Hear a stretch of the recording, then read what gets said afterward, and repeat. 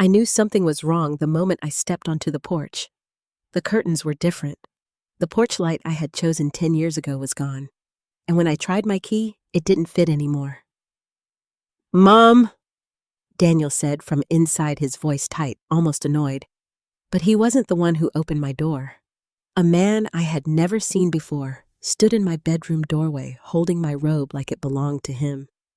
Then he looked at me, really looked, and whispered with a softness that made my chest tighten. "Jack, you finally came back." How did he know my name? And why did it feel like he had been waiting for me longer than anyone else in that house ever had? If this moment made your heart drop like mine did, take a second to like this video. And if you've ever felt like a stranger in your own family, I'd really like to hear your story. Comment where you're watching from and what time it is for you right now. Sometimes sharing is the only way we remind ourselves we're not alone. And if you want to stay with me through this, don't forget to subscribe. I didn't step inside right away. I stood there on the porch, my suitcase still in my hand, staring at that man like the world had tilted just enough to throw me off balance. The air smelled different, not just like a new detergent or someone else's cooking, something deeper, like my home had learned to breathe without me. "Mom, don't just stand there," Daniel said, stepping past the stranger and opening the door wider. "Come in." His tone wasn't warm.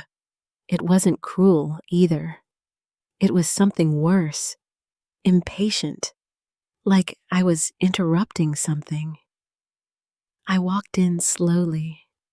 Every step felt unfamiliar, even though I had memorized the creak of every floorboard in that house years ago. The living room looked almost the same, but the details were wrong. New throw pillows, a different rug. The photo of Daniel's graduation had been moved from the fireplace to a side shelf, replaced by a framed abstract painting I didn't recognize. Lisa stood near the kitchen counter, arms crossed, her lips pressed into that thin line I remembered too well. "You're early," she said. Early. Not welcome back, not are you okay, just early. "I didn't know I needed an appointment to come back to my own house," I replied, setting my suitcase down by the door. She didn't respond, just exchanged a quick look with Daniel. And then there was him, the stranger. Ethan, I would later learn, was still standing in the hallway just outside what used to be my bedroom. He hadn't moved. He was watching me in a way that made my skin tighten.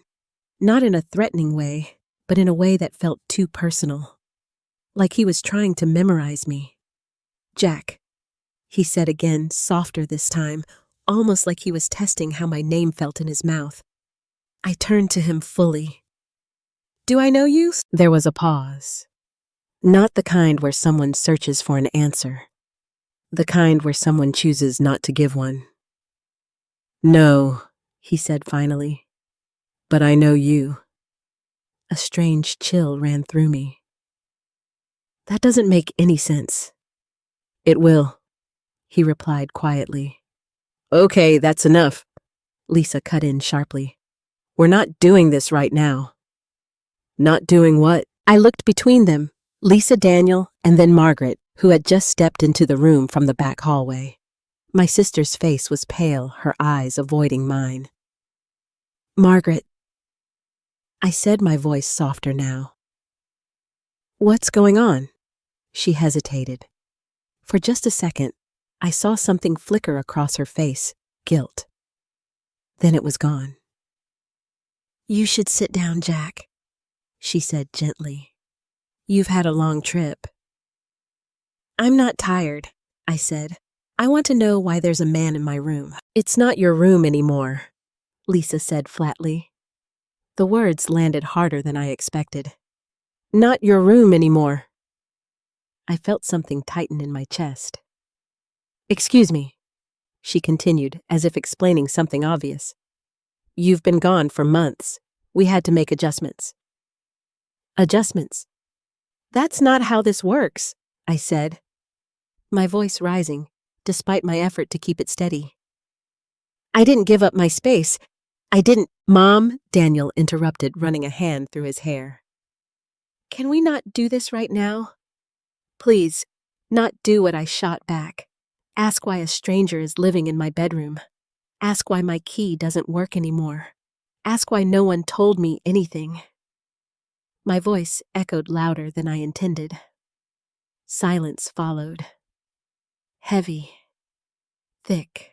Ethan finally stepped forward, closing the distance between us just enough that I could see the details of his face more clearly. Late 30s, maybe early 40s. Tired eyes. A faint scar near his jawline. There was something about him, something familiar in a way I couldn't place. I didn't mean to cause trouble, he said. His voice was calm, steady, but there was something underneath it, something emotional, restrained. This isn't about you, I replied quickly, even though I wasn't sure that was true. It is, he said, whether you know it or not. That made me pause. What does that mean? He looked like he was about to answer, but Lisa stepped between us. That's enough, she said firmly. Jack, you can take the guest room. I stared at her. The guest room, I repeated slowly. Yes. My room is not available, but the guest room is— It's temporary, Daniel added quickly. We just need a little time to figure things out. Figure what out? I asked. What is there to figure out? That's my room. No, Lisa said again, more sharply this time. It isn't. The finality in her voice hit harder than anything else she'd said. I looked at Daniel, searching his face for something— support, hesitation, anything that told me this wasn't real. But he just looked away. And in that moment, I understood something I hadn't wanted to admit. This wasn't sudden. This wasn't a misunderstanding. This had been decided long before I walked through that door. Okay, I said quietly. The calm in my voice surprised even me. I'll take the guest room. Lisa seemed almost relieved. Daniel nodded like we had just avoided some kind of disaster. Margaret still wouldn't look at me. But Ethan? Ethan was watching me with something that looked like regret. As I picked up my suitcase and walked past him, I felt his gaze follow me. And just before I reached the guest room, he spoke again. Softly. So quietly. I almost thought I imagined it. I'm sorry, Jack. I stopped. For a brief second, I considered turning around, demanding answers, refusing to move another step until someone told me what was really happening. But something inside me held back. Not fear, not exactly. Instinct. The kind that whispers when you're standing on the edge of something you don't understand yet. So I kept walking. The guest room door creaked open, revealing a space that felt even less like mine than the rest of the house. Plain, neutral, temporary. Like I was just passing through. I set my suitcase down on the bed and sat beside it, my hands resting on my knees. For a long moment, I just listened. To the faint sounds of voices in the hallway. To the unfamiliar rhythm of a house that had learned to live without me. And beneath all of that, to a quiet, persistent thought that refused to leave me alone. That man knew me. Not in the way strangers pretend to know you. Not in the way people gather details over time. No. He knew me in a way that felt older, deeper. Like something from a part of my life I couldn't quite remember, but couldn't completely forget either. I looked down at my hands, trying to steady my breathing. What did I miss? I whispered to myself. But the silence didn't answer. And somehow, that made everything worse. I didn't unpack that night. The suitcase stayed closed at the foot of the bed, like even it knew this wasn't a place meant for settling in. I lay there, fully dressed, staring at the ceiling of a room that had never belonged to me, listening to the faint hum of voices through the walls. At some point, I heard footsteps in the hallway. Slow. Measured. They stopped right outside my door. I held my breath without meaning to. Then a soft knock. Jack. His voice. Ethan. I didn't answer immediately. Part of me wanted to ignore him completely, to pretend I was asleep, to delay whatever strange conversation he clearly wanted to have. But something deeper, something stubborn pushed me up from the bed. I opened the door just a crack. He was standing there, hands in his pockets, like he wasn't sure what to do with them. "Can I come in?" he asked. "No," I said automatically. He nodded like he had expected that. "That's fair." A small silence settled between us. He didn't leave. I sighed, opening the door a little wider, but still blocking the entrance with my body. "What do you want?" "To talk. We already did that." "Not really," he said gently. "You asked questions. I didn't answer them. Exactly." Another pause. His eyes searched my face, not in a rude way, but in a way that felt careful, like he was looking for something fragile. "I won't be here long," he said. "I just thought you deserve more than what they're giving you." That caught me off guard. "They," I repeated, "your family." Something in my chest tightened again. "You don't get to talk about my family," I said, sharper than I intended. "You don't even know them." His expression shifted just slightly. Not anger, not offense, something closer to sadness. "I know more than you think," he said. I almost laughed. "Right. Of course you do. You walk into my house, take my room, start calling me by my first name, like we're old friends, and now you're going to explain my family to me." "I'm not trying to explain them," he said quietly. "I'm trying to understand you." That stopped me. I stared at him, really stared this time. There was no mockery in his face, no arrogance, just that same steady calm and something else beneath it, something heavy. "You keep saying things like that," I said slowly. "Like you've been studying me?" "I haven't been studying you," he replied. "Then how do you know my name?" "My habits, the way I take my tea?" His eyes flickered. "You noticed that," he said softly. "Of course I noticed," I snapped. "You're a stranger, acting like you've lived my life." He exhaled slowly, like he had been holding something back for a long time. "I didn't mean to make you uncomfortable." "Well, you did." "I know." Another silence. I crossed my arms. "So, start explaining. Who are you really?" He looked past me for a moment down the hallway, like he was checking if anyone else was listening. Then he leaned slightly closer, not invading my space, but enough that his voice dropped.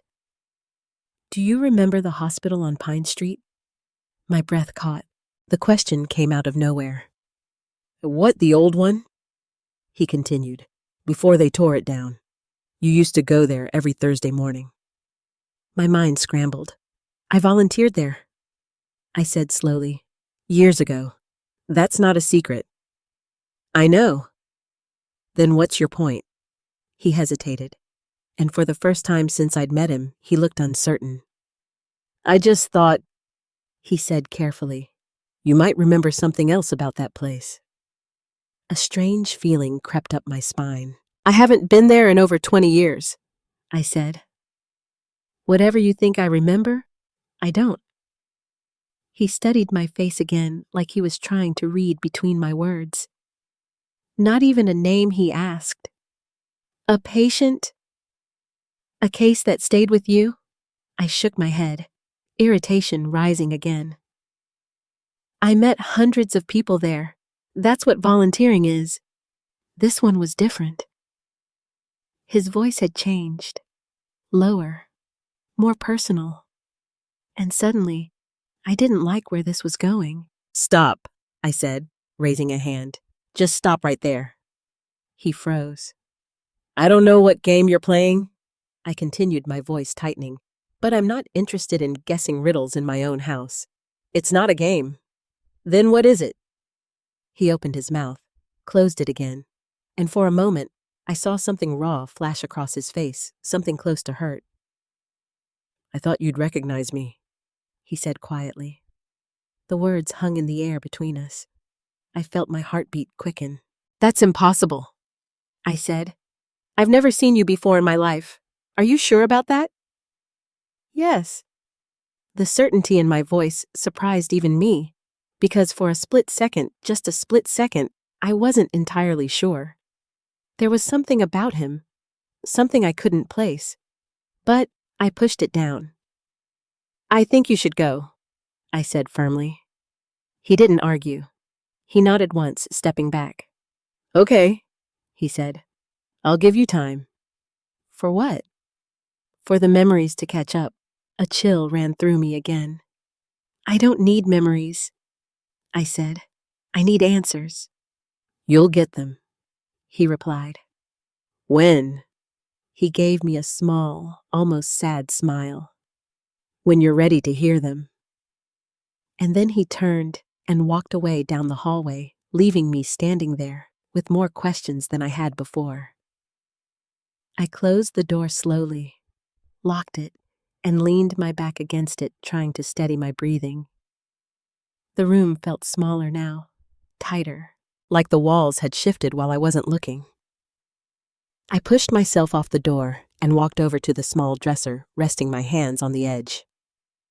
Hospital on Pine Street, I whispered. The name echoed faintly in my mind. I had volunteered there for years. I remembered the smell of antiseptic, the quiet hum of machines, the way patients would hold your hand a little too tightly when they were scared. I remembered faces, voices, stories, but nothing that connected to him. Right. I squeezed my eyes shut, trying to force anything to surface. But all I got was a dull ache behind my temples. I would remember, I muttered. If it mattered, I would remember. Wouldn't I? I opened my eyes again and looked around the guest room. Everything about it felt temporary, unfamiliar, wrong. Just like the rest of the house, just like him. But one thought refused to leave me alone. He wasn't lying. I didn't know how I knew that, but I did, and that made everything worse. Because if he wasn't lying, then the problem wasn't him. It was me. Morning didn't feel like morning anymore. I woke up disoriented, staring at a ceiling that still didn't belong to me.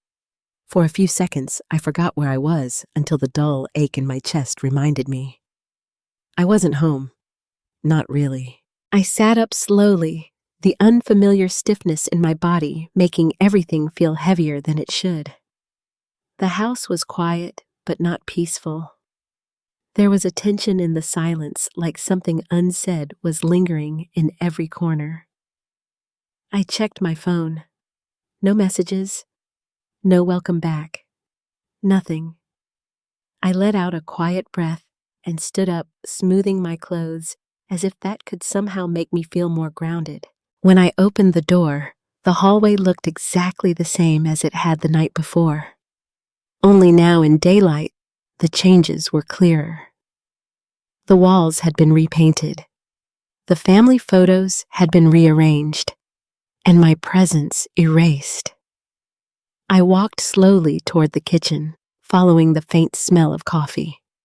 Lisa was already there, pouring herself a cup. Daniel sat at the table, scrolling through his phone, barely looking up as I entered.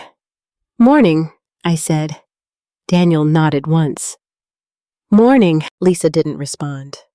I hesitated for a moment, then moved toward the coffee maker, reaching for a mug. It wasn't there.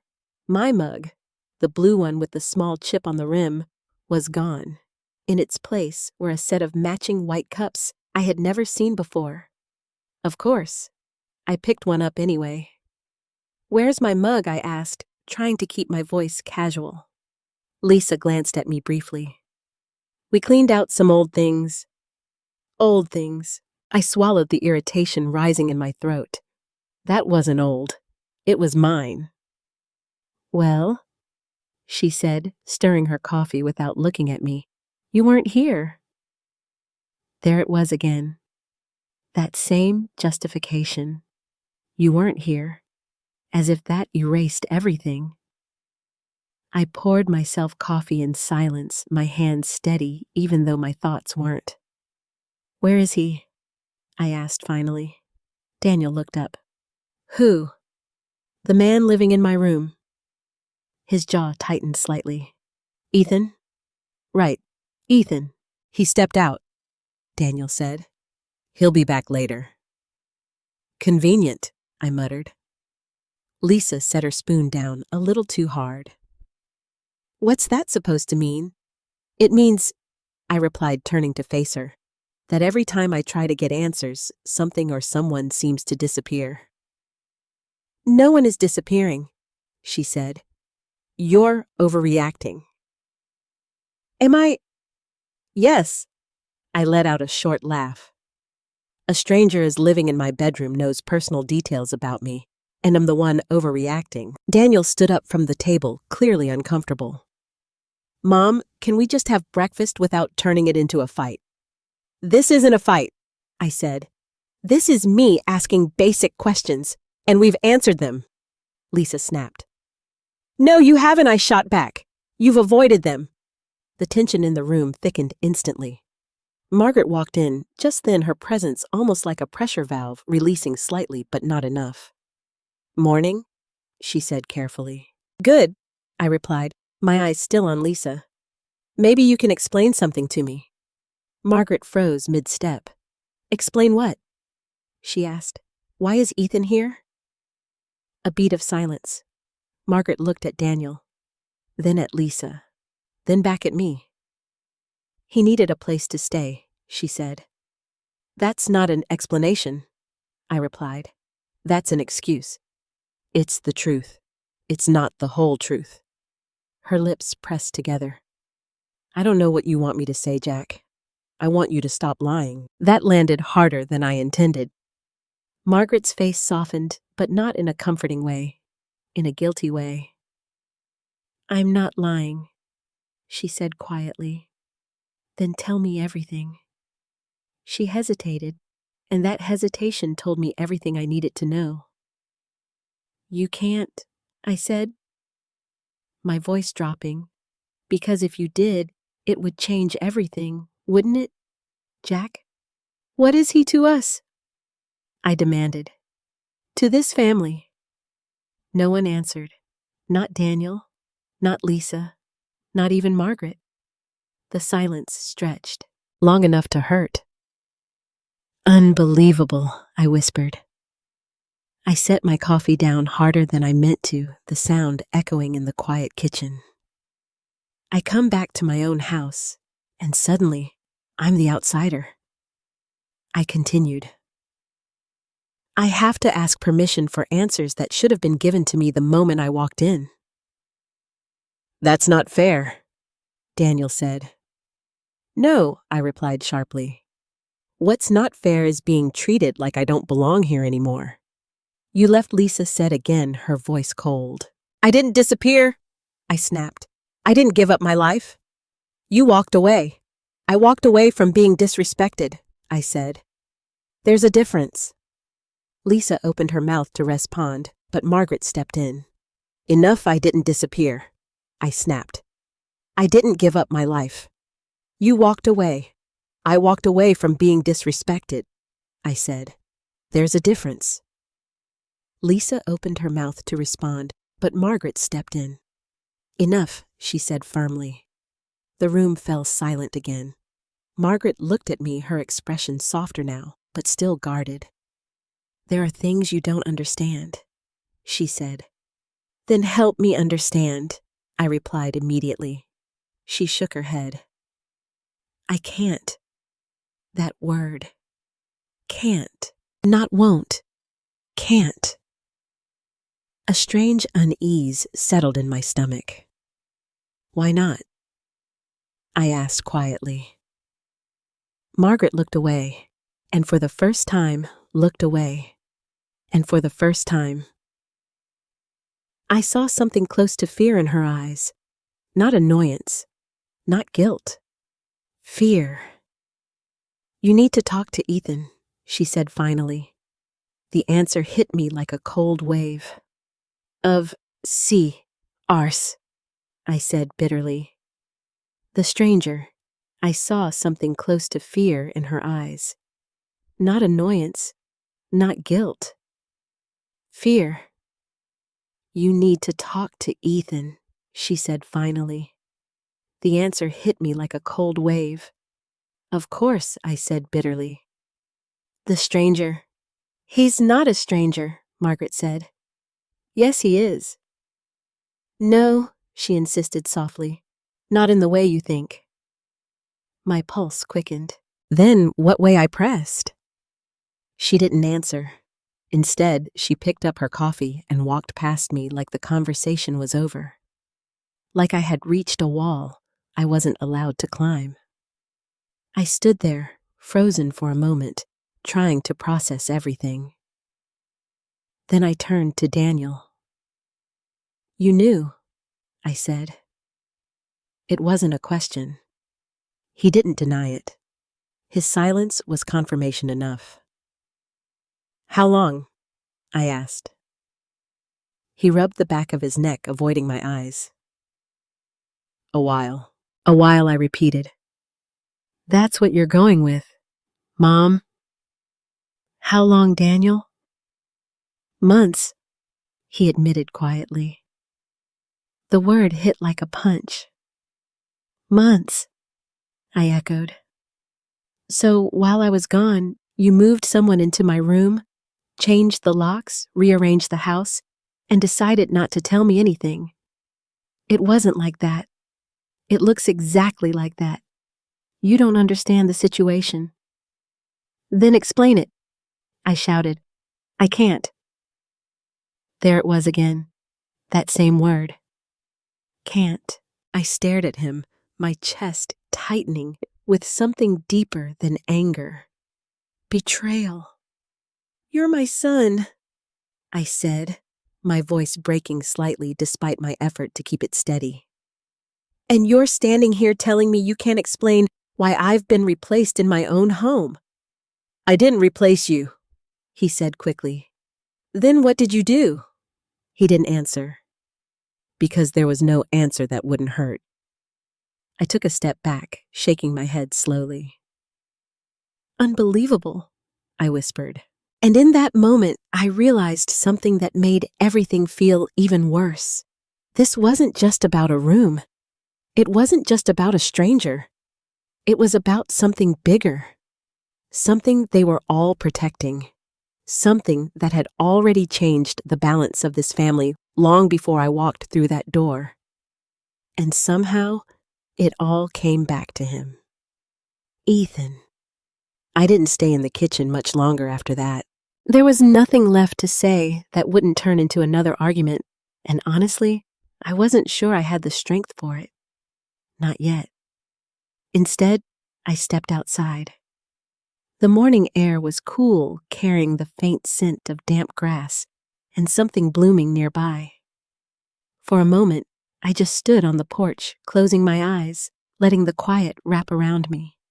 This used to be my favorite place. Back when the house still felt like mine, I would sit out here with my coffee, watching the neighborhood wake up. I knew every dog walker, every jogger, every car that passed by at the same time each morning. Now it all felt distant, like I had been gone for years instead of months.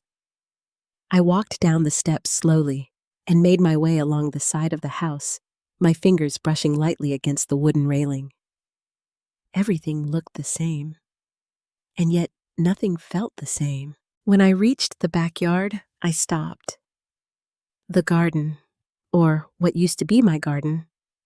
The neat rows of flowers I had planted over the years were gone, replaced by a simpler layout, low-maintenance shrubs, and gravel paths. Clean, efficient, impersonal.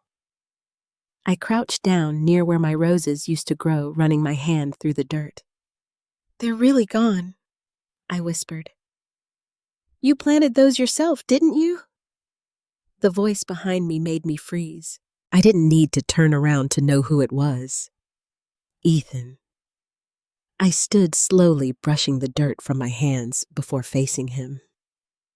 He was from my hands before facing him. He was leaning against the fence, arms loosely crossed, watching me with that same careful expression.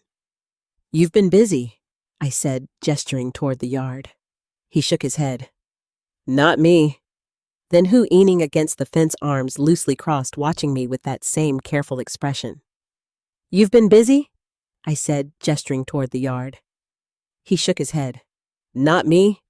Then who, Lisa hired someone, he replied. Said it was easier to maintain. Of course she did.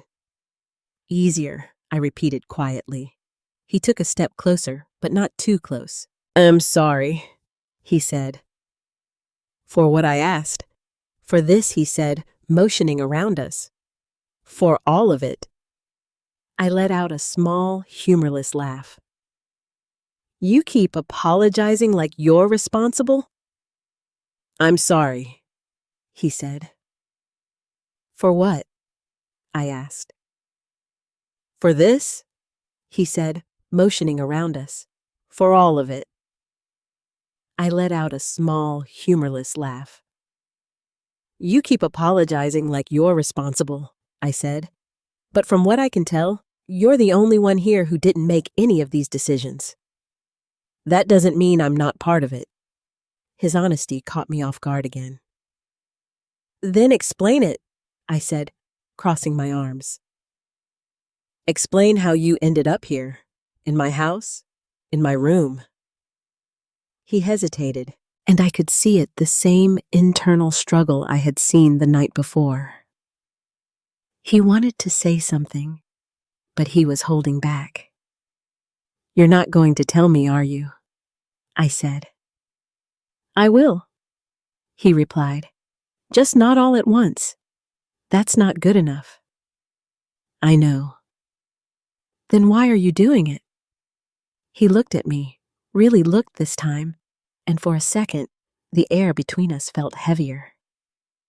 "Because if I tell you everything too quickly," he said softly, "you might not believe it." I frowned. "Try me." He shook his head slightly. "It's not about trying. It's about timing." "Timing," I repeated. "You sound like everyone else in that house. I'm not like them." "No," I challenged, "because from where I'm standing, you're all keeping the same secret." He didn't argue. Instead, he stepped a little closer, his voice lowering. "Do you remember a winter storm?" he asked. The question felt random. "What?" "A bad one," he continued. "Power outages, roads closed. You were stuck at the hospital overnight." My breath caught. The image came back faintly. Snow piling against the windows, emergency lights flickering, the smell of coffee that had been sitting too long on a warmer. "I remember storms," I said cautiously. "That doesn't mean anything. This one does." "How?" He hesitated again, and this time I saw it clearly. Emotion. Real, unfiltered emotion. "You weren't just volunteering that night," he said. I felt something shift inside me. "I always volunteered." I replied, my voice quieter now. "Not like that. What are you talking about?" He took another step closer. Close enough now that I could see the tension in his jaw, the way his hands clenched slightly at his sides. "You stayed," he said, "when everyone else went home. When they told you to leave, you refused." I frowned. "You said someone needed you." He continued, his voice tightening slightly. "You said you couldn't just walk away." My heart started to beat faster. Fragments of something stirred in the back of my mind. A voice, my voice, insisting, arguing. I stayed for patience all the time, I said, but the confidence in my voice was slipping. This one was different. Why? He didn't answer right away. Instead, he reached into his jacket pocket and pulled something out. A folded piece of paper, worn, carefully handled. He held it out to me. I hesitated before taking it. "What is this?" I asked. "Just look at it." I unfolded the paper slowly. It was old. The edges slightly yellowed. The ink faded, but still legible. A note, written in my handwriting. My breath caught as I read the first line. "I'll stay as long as you need me. You're not alone." My fingers trembled slightly.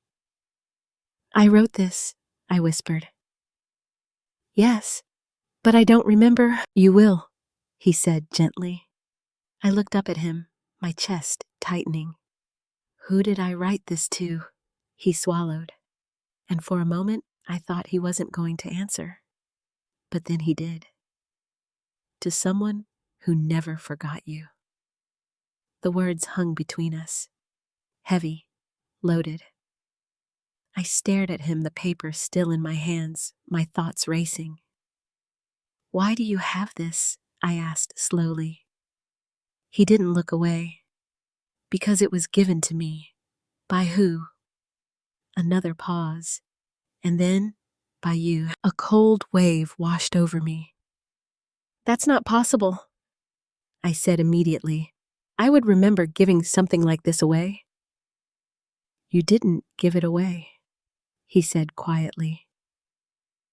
"Then how did you get it?" He took a breath, and when he spoke again, his voice was softer than I had ever heard it. "You left it with me." Everything inside me went still. The backyard, the house, the world, all of it faded into the background. "There's no me in that story," I said, my voice barely above a whisper. "Not one that I recognize."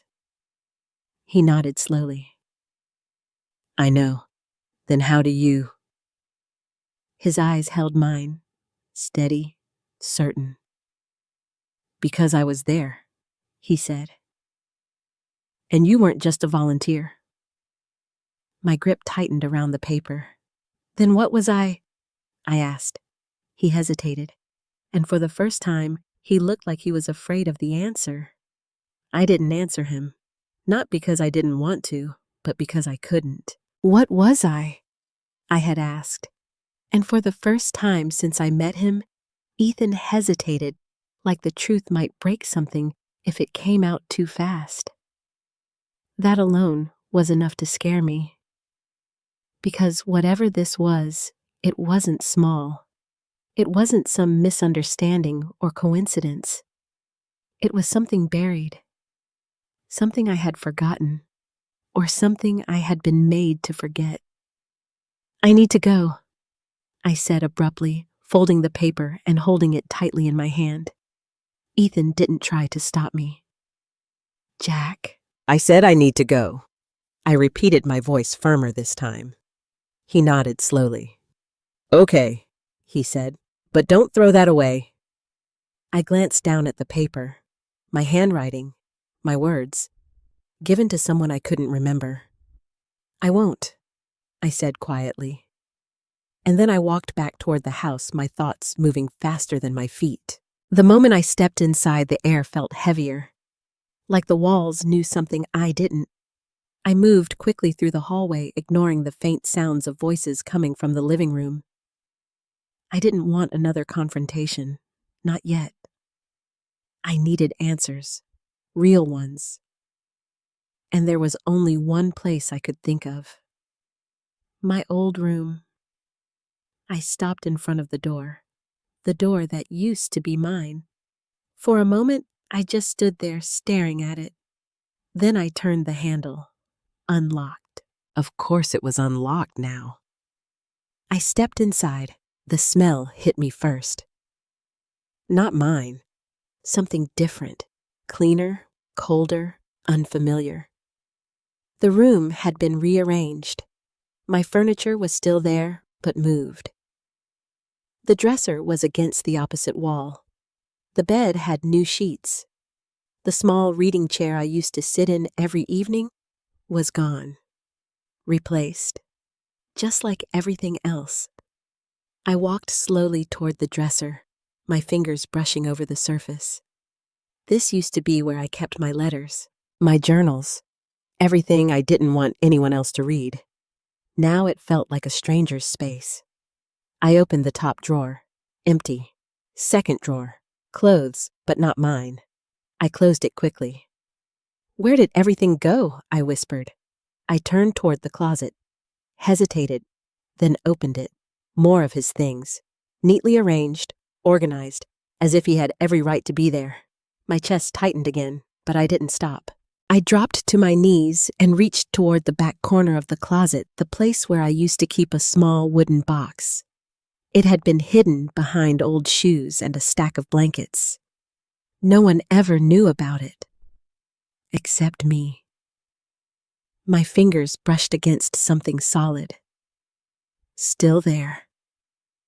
Relief and fear collided inside me as I pulled it out. The box was exactly as I remembered: dark wood, slightly worn edges, a small brass latch. Untouched. Or at least it looked untouched. My hands trembled slightly as I opened it. Inside, papers, photographs, old documents I hadn't looked at in years. I flipped through them quickly, at first my heart pounding. Family photos, old letters, receipts. Nothing unusual. Nothing that explained anything. "Come on," I muttered. "There has to be something." I slowed down, forcing myself to look more carefully, and then I saw it. A folded document, tucked beneath everything else. Different. Heavier. I pulled it out slowly. My name was on the front. Jack Emerson. But underneath it, another name. Ethan. My breath caught. I unfolded the paper and immediately wished I hadn't, because the moment my eyes landed on the words, something inside me shifted. Medical records. Old. Stamped. Official. I scanned the page quickly, my pulse racing. Patient file. Emergency intake. Winter storm. Pine Street Hospital. The same place Ethan had mentioned. My hands started to shake. "This doesn't make sense," I whispered. I read further, and then I saw it. A line that made everything else blur. Guardian consent. Jack Emerson. Guardian.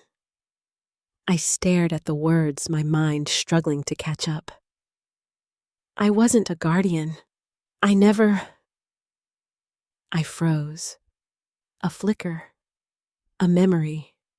A hallway. Bright lights. Someone crying. My voice. "It's okay. I'm here." I gasped, dropping the paper slightly before grabbing it again. "No," I said out loud. "No, that's not." But it was. Something was coming back. Not clearly, not fully, but enough to hurt. I flipped to the next page. More notes. Doctor's handwriting. References to a minor. No names. Just initials. E.T. My stomach dropped. Ethan Cole. "No," I whispered. I stumbled backward slightly, sitting down on the edge of the bed. The room felt like it was spinning. "This can't be right," I said, my voice shaking. "I would remember this. I would remember something like this. Wouldn't I?" I looked back at the document, read the line again. Guardian consent, Jack Emerson. Not volunteer. Not visitor. Guardian. My chest tightened painfully. What did I do? I whispered. The question felt heavier than anything else. Not what happened, not who he was, but what I had done. Because if I was listed there, if I had signed something, then I hadn't just been present. I had been responsible. A sudden sound behind me made me jump. The door creaked slightly. I turned quickly. Margaret stood there, watching me. Her eyes dropped immediately to the paper in my hands, and her face changed. Not surprise, not confusion, recognition. You weren't supposed to find that, she said, quietly. My grip tightened on the document. Find what I asked, my voice sharper than I intended. The truth. She stepped into the room, slowly closing the door behind her. Jack. No, I said, standing up. Don't jack me right now. I want answers, she sighed, rubbing her temples like she had been carrying something heavy for a long time. You shouldn't be digging into this alone, she said. I shouldn't have to dig at all, I snapped. This is my life. My name is on this. I know. Then start talking. She hesitated, and that hesitation told me everything. You knew, I said. Yes. For how long? A long time. The words hit hard. Everyone knew except me. I said, my voice hollow. It wasn't like that. It is exactly like that, I shot back. You all decided what I deserved to know. It wasn't about what you deserved, she said quickly. It was about protecting you. From what? I demanded. She looked at the paper again, then back at me. From remembering. A cold silence filled the room. My heart pounded in my ears, remembering what I whispered. Margaret swallowed, and when she spoke again, her voice was barely steady. What happened that night changed everything she said, and you were never the same after it. My breath caught. What happened? I asked. She looked at me for a long moment. Then, ask Ethan, she said softly. And just like that, she walked away, leaving me standing there with a past that was starting to wake up, and a truth that felt closer than ever. I didn't leave the room right away after Margaret walked out. I couldn't. My legs felt weak, like they no longer trusted the ground beneath me.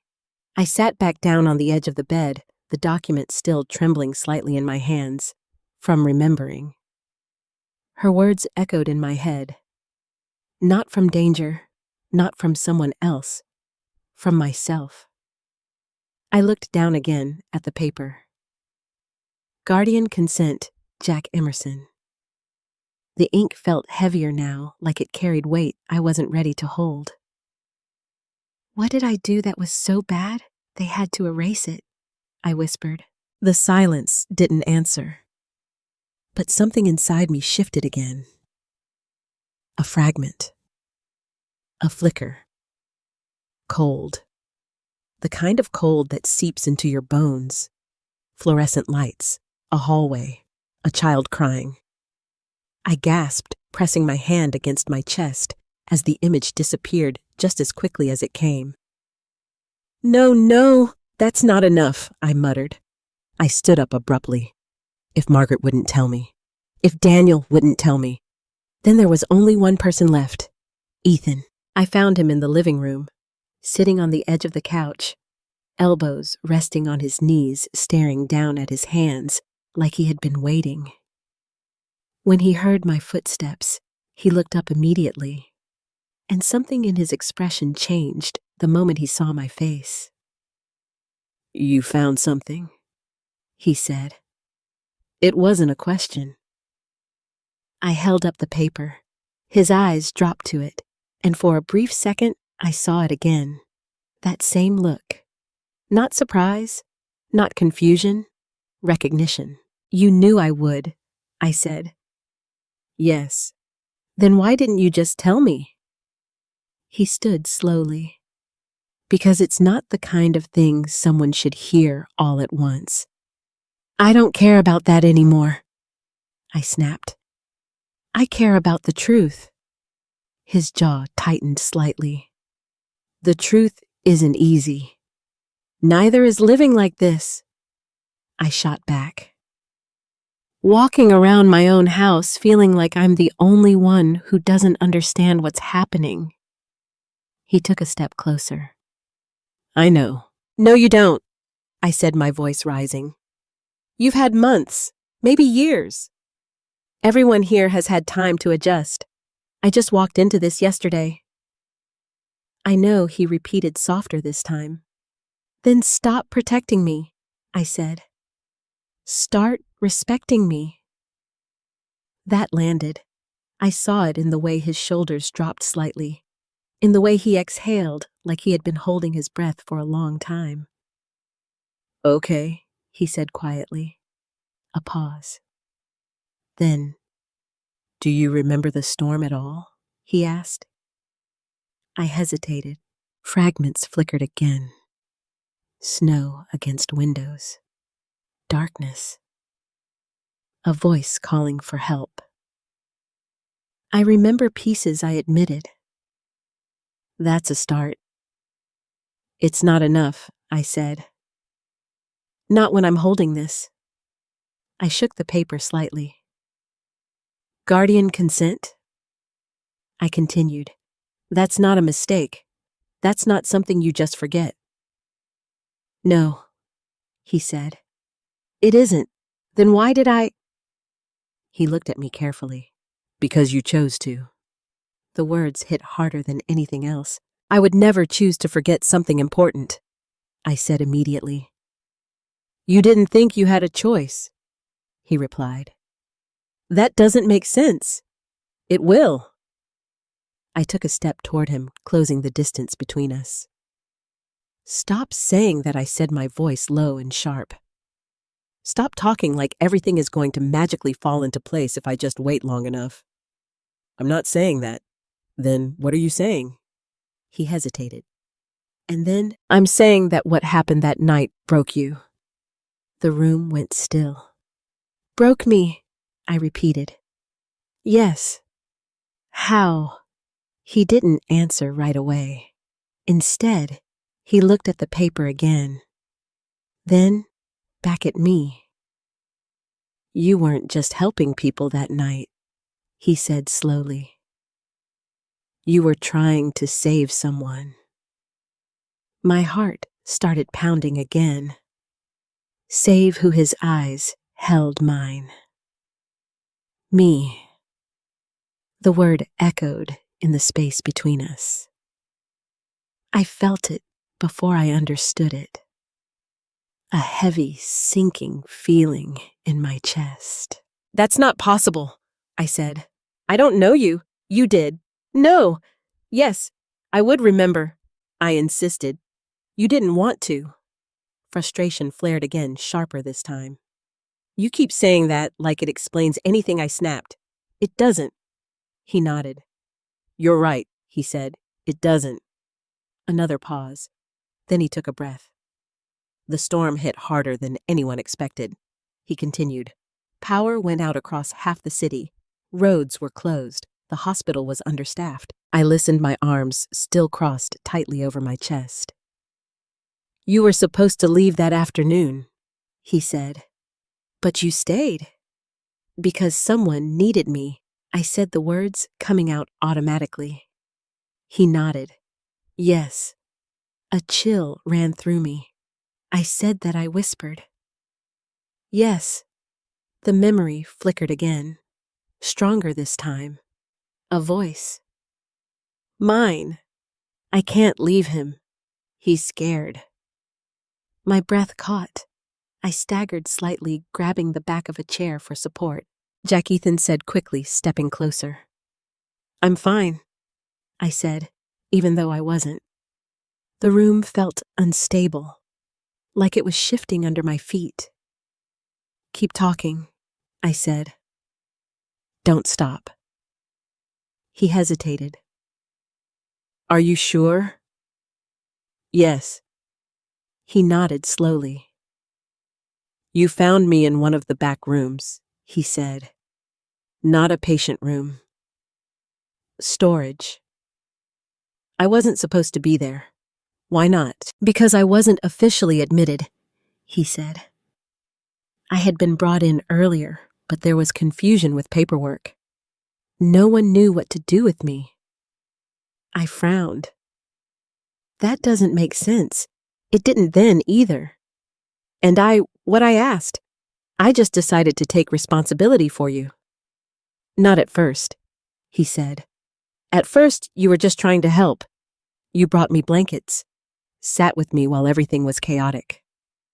Another flicker, a small figure sitting on a bed, shivering, my hand reaching out. It's okay, I'm here. My chest tightened painfully. I remember that, I whispered. Ethan's expression softened. I know, he said. Expression softened. I know, he said. I shook my head slightly, trying to hold on to the memory before it slipped away again. What happened next? I asked. His face changed. The softness faded, replaced by something heavier. Things got worse. I shook my head slightly, trying to hold on to the memory before it slipped away again. What happened next? I asked. His face changed. The softness faded, replaced by something heavier. Things got worse, he said. How? The storm, he replied, and something else. What else? He didn't answer right away, and that hesitation, that silence, told me I wasn't ready for what came next, but I didn't care anymore. Ethan, I said, my voice steady despite the storm building inside me, whatever it is I need to know. He looked at me for a long moment. Then, you weren't supposed to be the one responsible, he said quietly. But you signed anyway. My grip tightened around the paper again. Why, I asked. His eyes darkened slightly. Because no one else would. The words settled deep, heavy, unavoidable. And for the first time, I started to understand. Not everything, not yet, but enough to know this wasn't just about a forgotten moment. It was about a choice I had made, and then lost. No one else would. Ethan's words didn't just stay in the air. They settled deep inside me like something heavy, finally finding where it belonged. I stared at him, my grip still tight around the paper. That doesn't explain everything, I said, though my voice had lost some of its sharpness. I know, he replied quietly. Then keep going. He nodded slowly, but before he could say anything else, a voice cut through the room. That's enough. We both turned. Lisa was standing at the entrance to the living room. Her arms crossed, her expression colder than I had ever seen it before. Daniel stood just behind her, tense, like he had been listening for a while. How long have you been standing there? I asked. Long enough, Lisa replied. Long enough to know this conversation shouldn't be happening like this. I let out a short breath. Of course it shouldn't, because that would mean I finally get answers. This isn't the way to do it, she said. Then what is? I shot back. Because from where I am standing, silence seems to be your preferred method. Lisa stepped forward, her heels clicking sharply against the floor. You're not ready, she said. I almost laughed. Ready, I repeated. You don't get to decide that. Yes, I do, she said firmly. No, you don't, I snapped. This is my life, and you walked away from it, she fired back. The words hit harder than they should have. I didn't walk away from my memory, I said. Her expression flickered just for a second. Then it was gone. "You don't know what you walked away from," she said. The room went still again. I felt something twist inside me. "That sounds like you do," I said, slowly. Lisa didn't respond immediately. Instead, she looked at Ethan, and something passed between them. Something silent, something intentional. My chest tightened. "What was that?" I demanded. "What are you not saying?" Jack Daniel stepped in, his voice low, cautious. "Let's just take a step back." "No," I said, shaking my head. "No more steps back. I've been stepping back my entire life in this house." "That's not fair," he said. "What's not fair," I replied, "is being treated like I'm fragile glass that might shatter if someone tells me the truth." "It's not about that," Lisa said. "Then what is it about?" I demanded. Her eyes met mine, and for the first time, I saw something different. Not just control, not just irritation, fear. "You don't remember what happened after you signed that paper?" she said. My breath caught. "No," I said quietly. "I don't, and there's a reason for that." "What reason?" She hesitated, and that hesitation stretched just long enough to make my heart pound louder. "Because you didn't just sign it," she said slowly. My fingers tightened around the document again. "Then what did I do?" I asked. Lisa looked at Daniel. Daniel looked at the floor. Margaret wasn't even in the room. And Ethan? Ethan didn't look away. "You stayed," he said softly. "I know that," I replied. "You already told me." "No," he said. "Not just that night." A strange, uneasy feeling crept up my spine. "What do you mean, you didn't leave when the storm ended?" he continued. "You stayed after." I frowned. "That doesn't make sense. I had a home, a family." Ethan swallowed. "You stayed with me." The words landed slowly, too slowly, like my mind was refusing to process them all at once. "With you," I repeated. "Yes." "For how long?" He hesitated, and that hesitation told me everything before he even spoke. "Ethan," I said, my voice tightening. "How long?" "A few days," he said. Silence, then "a week," he added. The room seemed to tilt slightly. "A week," I repeated. "That's not possible," Daniel said quickly, stepping forward. "It wasn't that long." Ethan didn't take his eyes off me. "It felt longer," he said quietly. "Stop," Lisa snapped. "This is exactly what I meant. You're mixing details. You're confusing her." "I'm not confusing her," Ethan said. "I'm telling her the truth. You're telling your version," Lisa fired back. "And you're hiding yours," he replied. The tension between them snapped tight, and I stood in the middle of it, trying to hold on to something that kept slipping through my fingers. "I stayed," I whispered to myself. I stayed with him. Another flicker, stronger this time. A small room, a chair beside a bed, my hand resting on someone's arm. "You're not alone." My voice. "My promise." I gasped, gripping the edge of the table to steady myself. Jack Daniel said quickly, reaching toward me. "I'm fine," I said, pulling back. Just give me a second." But I wasn't fine, because something else was coming back. Not clear, not complete, but enough to make my chest tighten with something close to panic. I remember sitting with someone, I said slowly, talking, staying when I didn't have to. Ethan nodded gently. "Yes, but that's all," I added quickly. "That doesn't explain why I don't remember anything else." "It does," Lisa said quietly. I turned to her. "How?" She took a breath, and for a moment, it looked like she was about to finally say it. But then, she stopped. "No," she said, shaking her head. Not like this. Frustration surged through me again, stronger than before.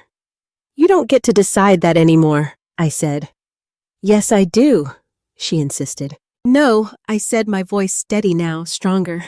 Because whatever happened, it's already inside me. I can feel it. The room fell silent again. Even Lisa didn't argue with that, because she knew it was true. I took a step forward, closer to Ethan, closer to the truth. What happened after I stayed? I asked him. He hesitated, just for a second. But this time, he didn't look away. The storm caused a system failure, he said slowly. Backup generators didn't hold like they should have. Parts of the hospital lost power completely. A chill ran through me, and I pressed. And the room we were in. He paused, his jaw tightening slightly. It wasn't safe. My heart started racing. What do you mean? There was equipment failure, he said. Monitors went down. Heating systems stopped working. The staff was overwhelmed. The flickers in my mind started coming faster now. Darkness. Cold. Someone shaking. It's okay. I'm here. My voice again. Despair okay? I'm here. My voice again. Despair 8 this time. What did I do? I asked, my voice barely steady. Ethan's eyes softened. You refused to leave, he said. I already know that. No, he said. You refused Eve, and when they told you it was dangerous. 8 this time? What did I do? I asked, my voice barely steady. Ethan's eyes softened. You refused to leave, he said. I already know that. No, he said. You refused even when they told you it was dangerous. The room felt like it was closing in. They told you to evacuate, he continued, to move to a safer area. And I didn't, I whispered. No. Why, his answer came without hesitation. Because you said I wouldn't make it without you. The words hit like a wave. Without you. The words hit like a wave. Heavy, unavoidable, and suddenly I understood something I hadn't before. This wasn't just about a forgotten memory. This was about a moment where I had chosen someone else over everything, even myself. And somewhere deep inside, heavy, unavoidable. And suddenly I understood something I hadn't before. This wasn't just about a forgotten memory. This was about a moment where I had chosen someone else over everything, even myself.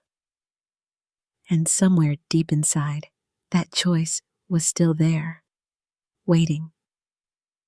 Because you said I wouldn't make it without you. The words didn't just echo. They lodged somewhere deep inside me, like they had always been there waiting for someone to say them out loud. And the moment they settled, something broke loose. A memory, not a flicker this time, not a fragment, a full moment. Cold air biting through thin walls, the hum of machines fading, a child, small, pale, shivering violently. Stay with me, a voice said. My voice. Please don't go to sleep. I gasped, stumbling backward as the room around me snapped back into focus. Jack Daniel rushed forward, grabbing my arm. I'm okay, I said, quickly pulling away, but my voice was shaking. I just need a second. But I didn't need a second. I needed everything. Because something was happening. The wall inside my mind, the one that had been holding everything back, was starting to crack. And I could feel it. I remember more, I whispered. Ethan didn't move. He didn't interrupt. He just watched me, like he had been waiting for this moment longer than anyone else in that room. "What do you remember?" he asked gently. I closed my eyes again. Let the feeling come, not forcing it. Just, he didn't interrupt. He just watched me, like he had been waiting for this moment longer than anyone else in that room. "What do you remember?" he asked gently. I closed my eyes again. Let the feeling come, not forcing it, just allowing it. "I remember the cold," I said slowly. "The power was out. Not just lights, everything. The machines weren't working properly." He nodded once. "Yes. And you?" I hesitated. "You were scared. I told you I wouldn't leave." I continued. "Even when they told me to go." My chest tightened. "I meant it." I added, my voice softer now. "I meant every word. I know," he said. The certainty in his voice hit deeper than anything else. "You trusted me," I whispered. I had no one else to trust. The room fell silent again. But this time it wasn't heavy with tension. It was heavy with truth. I opened my eyes and looked at him. Really looked this time. Not as a stranger. Not even as someone connected to a mystery. But as someone who had been there. With me. "Why didn't I leave?" I asked. "You told them you couldn't," he said. "You said if you moved me, I wouldn't survive the transfer." "That sounds like something I would say," I murmured. "It is," he replied. Another piece slid into place. "I argued with someone," I said. "A doctor." Ethan nodded. "Dr. Bennett." The name hit something inside me. "Yes," I said quickly. "He told me I wasn't qualified to make that decision, and you told him you didn't care." A faint, almost ironic smile tugged at my lips. "That also sounds like me." "It was," he said. The memory sharpened. The argument. The frustration. The desperation. I signed something I said, suddenly looking down at the paper in my hand again.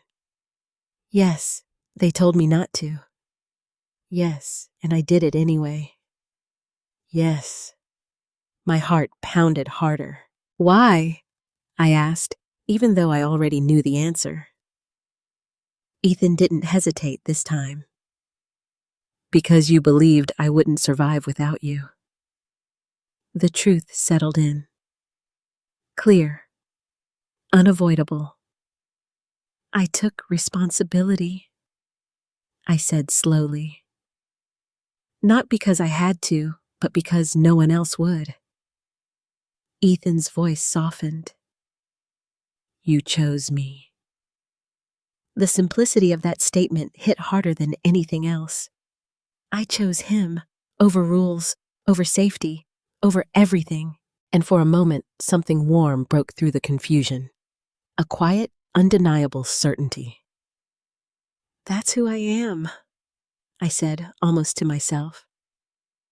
Ethan didn't respond, but he didn't need to, because he already knew. But then, the warmth faded, replaced by something darker, something heavier. "If I remember all of that," I said slowly, "then why don't I remember what happened after?" The question hung in the air. No one answered right away. Daniel shifted uncomfortably. Lisa looked away. "And Ethan?" Ethan's expression changed again. Not avoidance, not hesitation. Something deeper, something painful. "Because that's when everything went wrong," he said quietly. My stomach dropped. "What does that mean?" He took a breath. "The temperature kept dropping," he said. The systems weren't stabilizing. The hospital was overwhelmed. I nodded slowly, the pieces forming again, and I stayed. Yes, even when it got worse. Yes, even when it became dangerous. Yes. Each answer felt like a step closer to something I wasn't sure I was ready to face.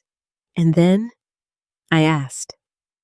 He hesitated, and that hesitation, that pause, was heavier than anything he had said so far. Ethan, I said, my voice steady despite the storm building inside me.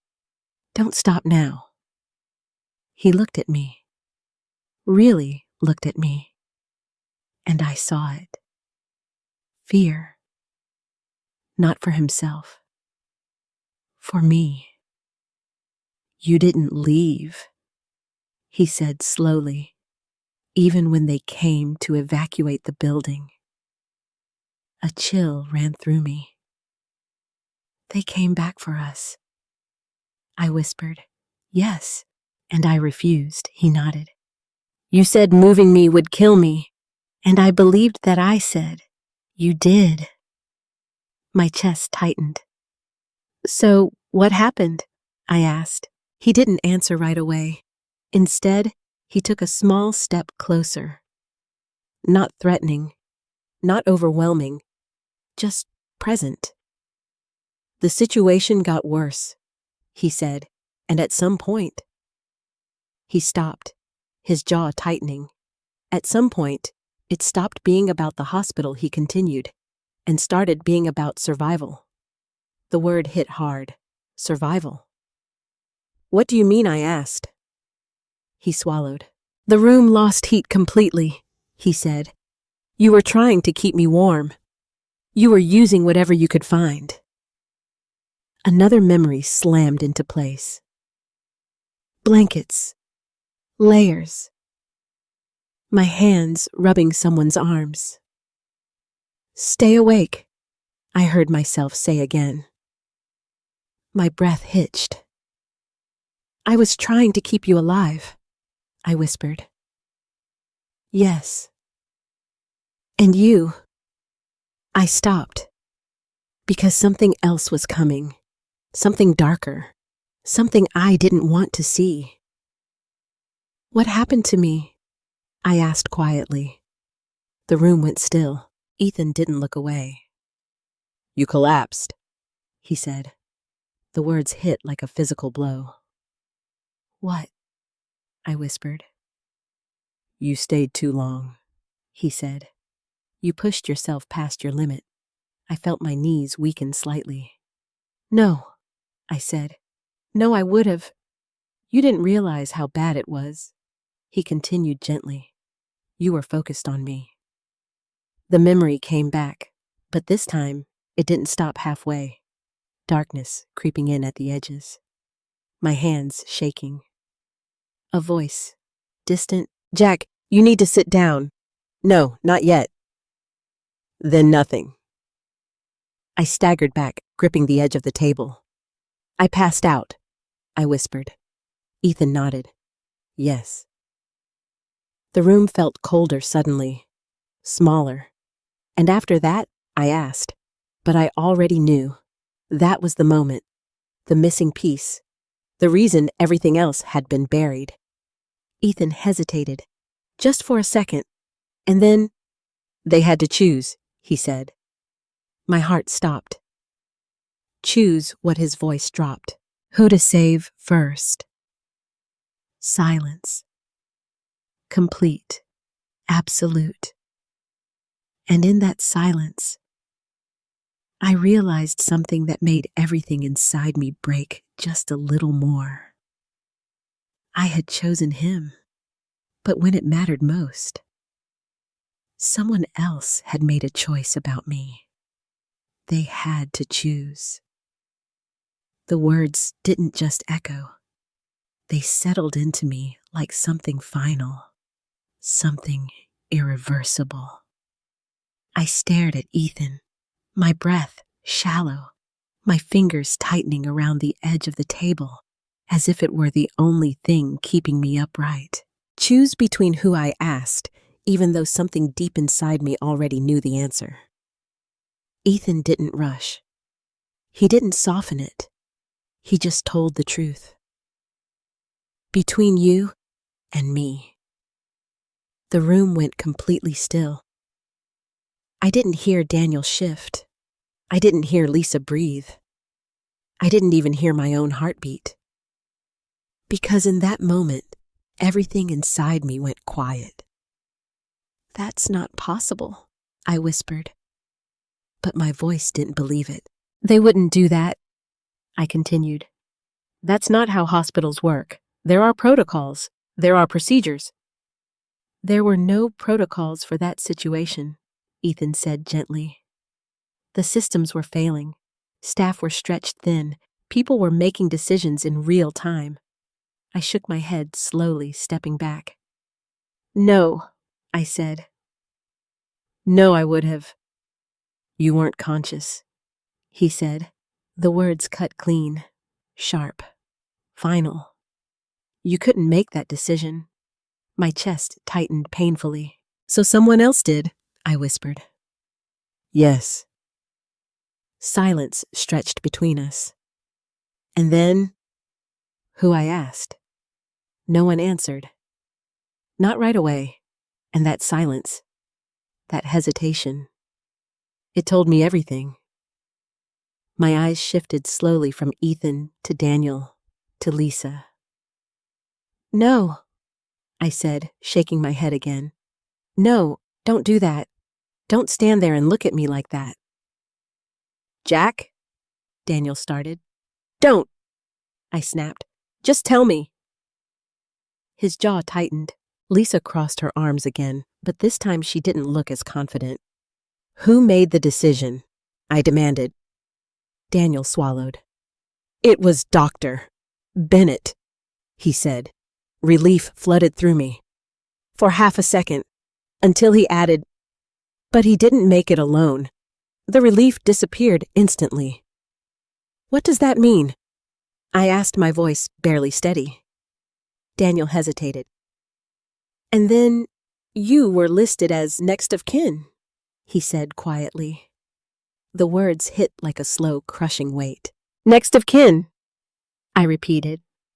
"For Ethan," he clarified. Everything inside me froze. "That doesn't make any sense," I said. "I wasn't his family." "No," Daniel said. "But legally, in that moment, you were the only one who had signed responsibility." I looked down at the paper again. Guardian Consent, Jack Emerson. It wasn't just a form. It wasn't just a signature. It was a role, a responsibility, a connection. "You made me his guardian," I whispered. "No," Ethan said softly. "You made yourself that." I closed my eyes for a second, tried to steady my breathing. "So I was responsible for him," I said slowly, and then I collapsed. "No," Ethan said softly. "You made yourself that." I closed my eyes for a second, tried to steady my breathing. "So I was responsible for him," I said slowly, and then I collapsed. "Yes." And they had to decide who to save first. "Yes."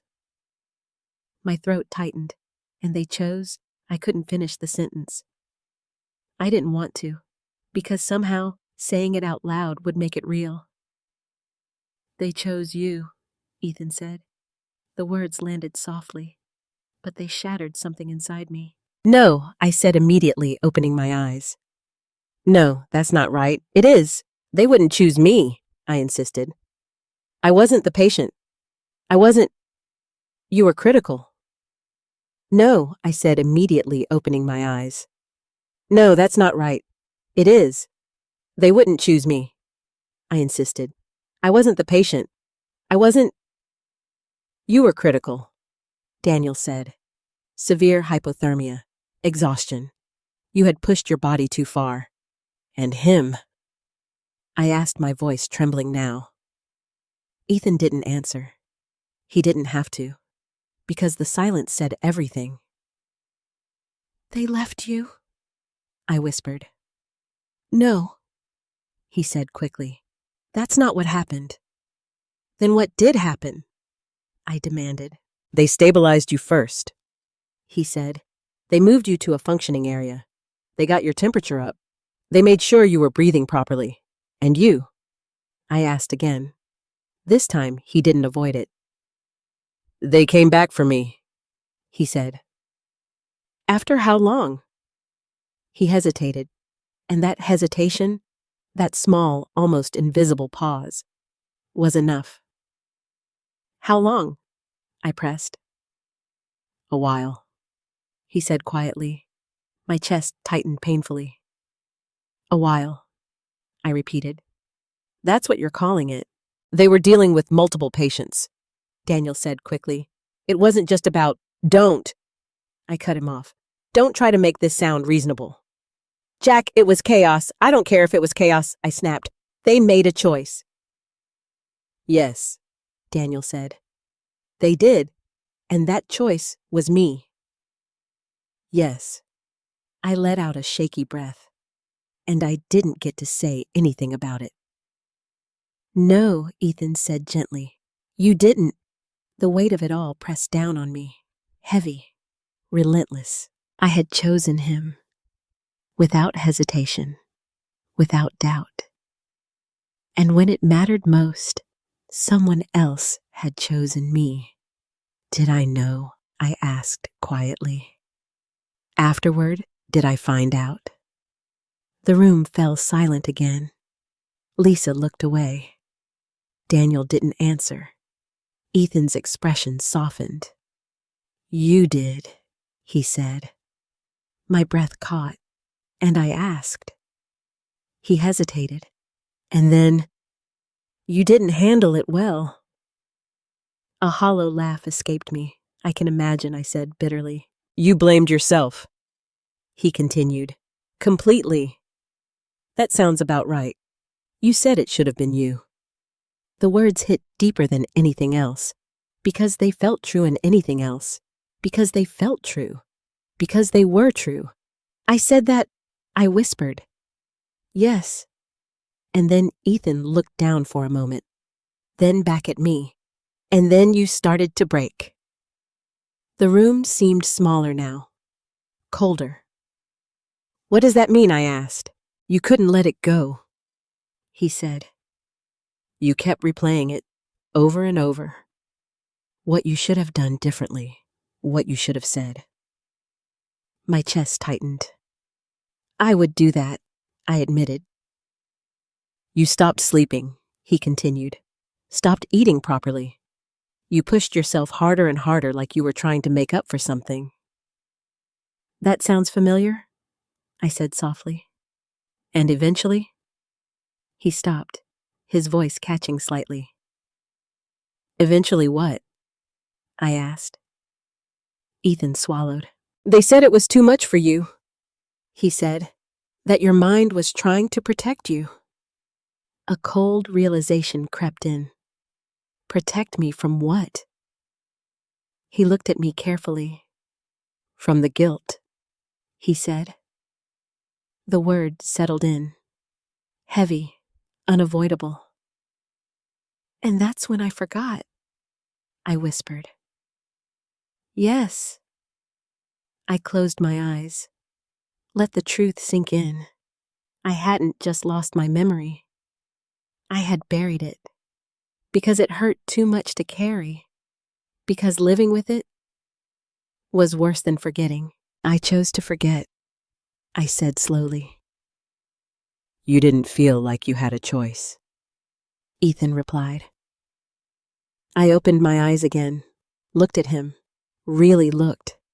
At the man who had been a boy in that room, the boy I had chosen, the boy I had stayed for. You survived? I said. He nodded. Because of you. The words hit differently now, not like a mystery, not like a puzzle, but like a truth that had always been there, waiting. And suddenly, everything made sense. Not just the memory, not just the past, but the present. Why he was here, why my family let him stay, why no one told me the truth. You came back, I said. Yes. Why? He didn't hesitate. "Because you never left me," he said, and for the first time since I walked into that house, I didn't feel like a stranger anymore. "Because you never left me." Ethan's words stayed with me long after he said them. They followed me as I walked away from the living room, as I passed through the hallway that no longer felt like mine, as I stood once again in front of the room that had started all of this. My room. Or at least the room that used to be mine. I didn't go inside right away. Instead, I leaned against the wall, closing my eyes. Everything felt different now. Not lighter, not easier, but clearer. The confusion had been replaced by something else, something heavier, understanding, and with that understanding came something I wasn't ready to face. Guilt. I let out a slow breath, pressing my hand against my chest. "I chose him," I whispered to myself, and then, just as quietly, they chose me. The imbalance of it sat wrong in my chest, like something unfinished, like something I hadn't accepted yet. A soft voice behind me broke the silence. "You shouldn't carry it like that." I turned. Margaret stood a few steps away, her expression gentler than it had been earlier. For someone who didn't want me to remember, I said, "You seem very comfortable talking about it now." She didn't flinch. "Because now you're starting to understand," she replied. I studied her for a moment. Then I asked the question that had been building in my mind. Why didn't anyone tell me the truth? She exhaled slowly like she had been expecting that. "Because we saw what it did to you the first time," she said. "And what exactly did it do to me?" I asked. "You couldn't let it go," she said. "You blamed ourselves for everything." "I should have." "Because we saw what it did to you the first time," she said. "And what exactly did it do to me?" I asked. "You couldn't let it go," she said. "You blamed yourself for everything." "I should have," I replied immediately. "No," she said firmly. "You shouldn't have." I stayed. I argued. I made a decision, and then I collapsed. "I wasn't there when it mattered most." "You were there when it mattered most," she said. "You kept him alive long enough for help to come back. That doesn't change what happened after." "No," she admitted, "but it changes what it means." I shook my head. "I don't know how to see it that way." "That's because you're only looking at what you lost," she said. "And what else is there?" I asked quietly. She stepped closer. "What you gave," she said. The words settled into me, but they didn't bring comfort. "Not yet." "I gave him a chance," I said slowly. "Yes, and then I took that choice away from him." I added, my voice tightening again. "No," she said. "You didn't take anything away from him. They chose me over him." I insisted. "They chose the person they believed they could save first," she corrected. "That doesn't make it better." "It doesn't have to make it better," she said. "It just has to be the truth." Silence stretched between us, and for once I didn't argue, because I was too tired to keep fighting something that had already happened. "What happened after I woke up?" I asked quietly. Margaret hesitated. Then she answered. "You asked about him immediately." My breath caught. "Of course I did," I whispered. "You wouldn't calm down until they told you he was alive?" she continued. Relief flickered faintly in my chest. "And then," I asked.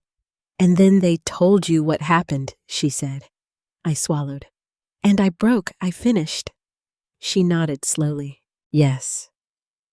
I closed my eyes again. This time, the memory came more clearly. Not just the storm, not just the cold, but the aftermath. A hospital room. Bright. Too bright. Voices gentle, careful. He's stable. But you, I don't care about me, I heard myself say. My chest tightened painfully. I remember that I whispered. Margaret didn't interrupt. You told them it should have been you, she said softly. I meant it, I replied. I know, I would still mean it, I added. That made her pause. Would you? She asked. I opened my eyes and looked at her. Yes, I said without hesitation. The honesty surprised even me. But it was real. Because that was the truth I had been running from. That's why we didn't tell you, she said. Because you thought I'd fall apart again. Yes, I let out a slow breath. And instead, I said, you let me walk back into my own life with no idea who I used to be. Her expression softened. We hoped you'd find your way back without the pain. I gave a small, tired smile. That was never going to happen. No, she admitted. Another silence, but this one felt different. Less tense, but this one felt different. Less tense, more honest. I looked back at the door to my room. They gave it to him, I said. Yes. Why? Margaret followed my gaze, then she smiled faintly. Because he refused to leave, she said. I blinked. What? He showed up months ago, she explained. Said he wanted to see you, to thank you. My chest tightened again. And you weren't ready, she said. You were still recovering, still fragile, so you turned him away. We tried, she said. Tried? He wouldn't go, she replied. He said he owed you too much to just walk away. I looked toward the living room where Ethan still was. So you let him stay? At first, just temporarily, she said. But then what? He became part of the house, she said simply. I let that sink in. The stranger in my room. The man who knew me better than I knew myself.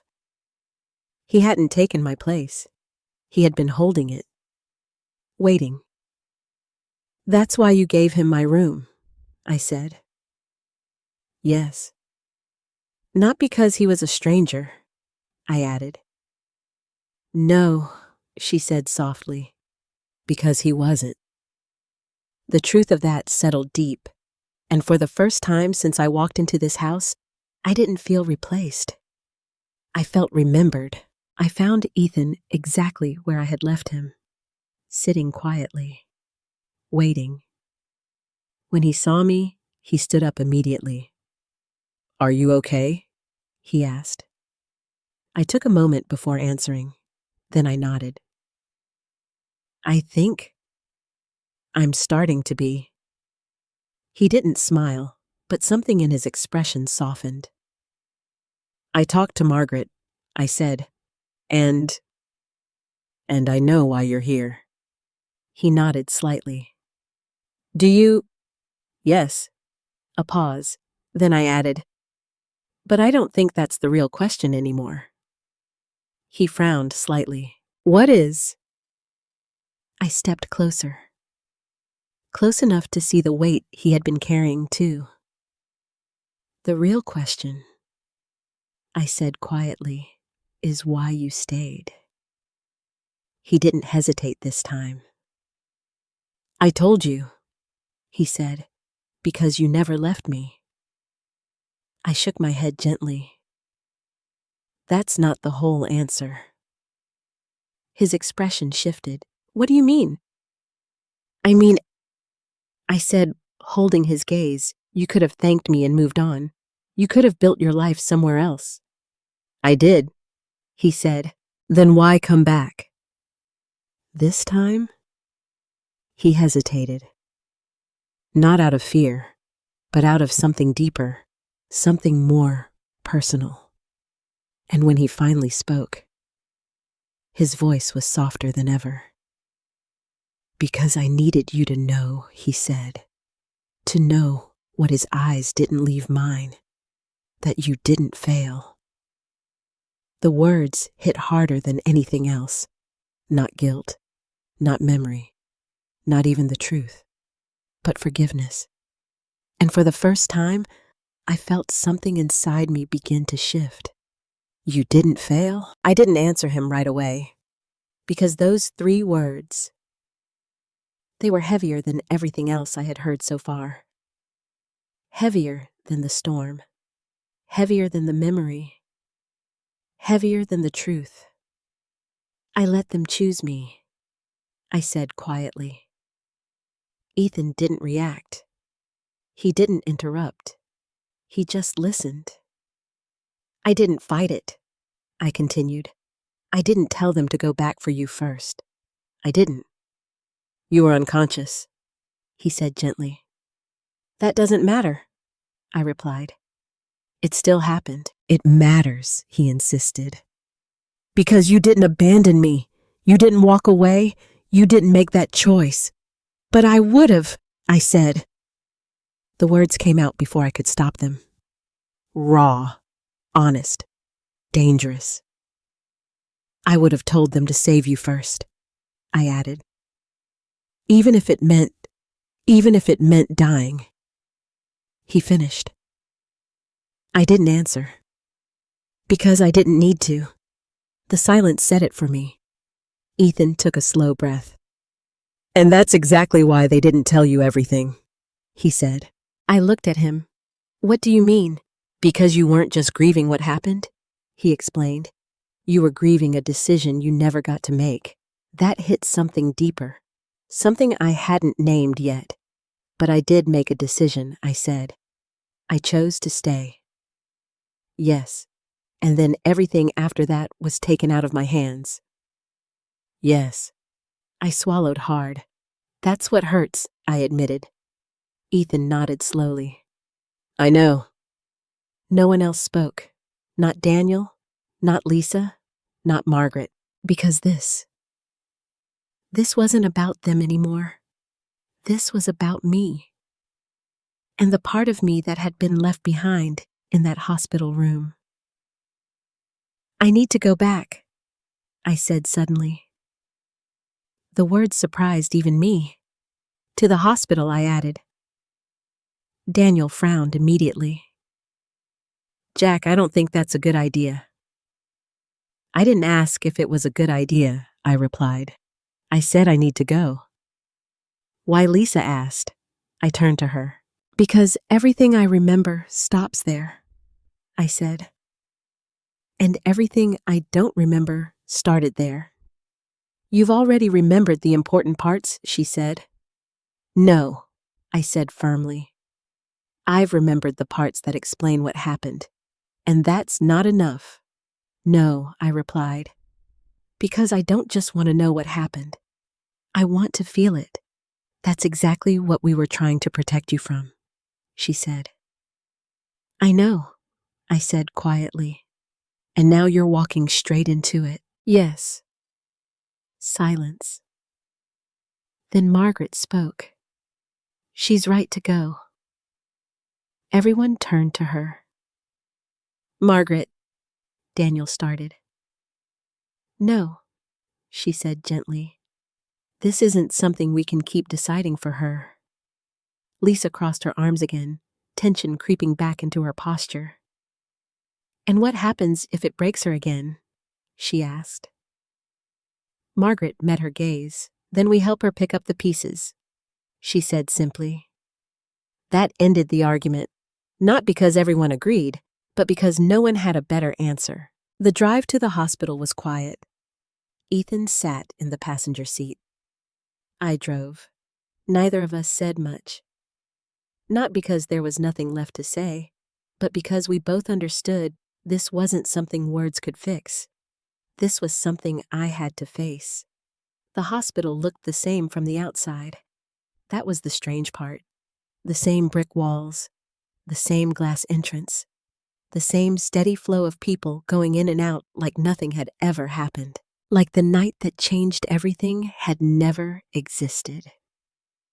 I parked the car, sat there for a moment, my hands still on the steering wheel. "You don't have to do this all at once," Ethan said softly. "I know," I replied. But I also knew something else. If I didn't do it now, I might never do it at all. I opened the door and stepped out. The air felt different here, colder. Or maybe that was just me. We walked inside together. The moment the doors slid open, something shifted. Not a memory, not yet, but a feeling. Familiar, unsettling. Like walking into a place your body remembers, even when your mind doesn't. "Do you know where to go?" Ethan asked. I nodded slowly. "I think so." And I did. Not consciously, not clearly, but my feet moved without hesitation. Down the hallway, past the reception desk, left at the corner, then right.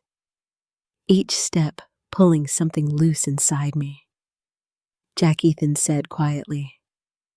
"I'm okay," I replied, but my voice sounded distant, like it wasn't fully mine anymore. We stopped in front of a door, a simple door, nothing special about it. But the moment I saw it, my breath caught. "This is it," I whispered. Ethan nodded. "Yes." My hand hovered over the handle. For a second, I hesitated. Because I knew, once I opened that door, there would be no going back, no more distance, no more protection. Just the truth, raw, complete. I turned the handle. The room was empty, clean, bright. Nothing like the memory. No cold, no darkness, no fear. Just a hospital room like any other. And yet, my chest tightened the moment I stepped inside. Because something was still here. Not visible, not physical, but real.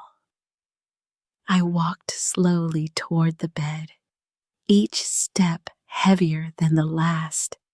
And then it hit, not gently, not gradually, but all at once.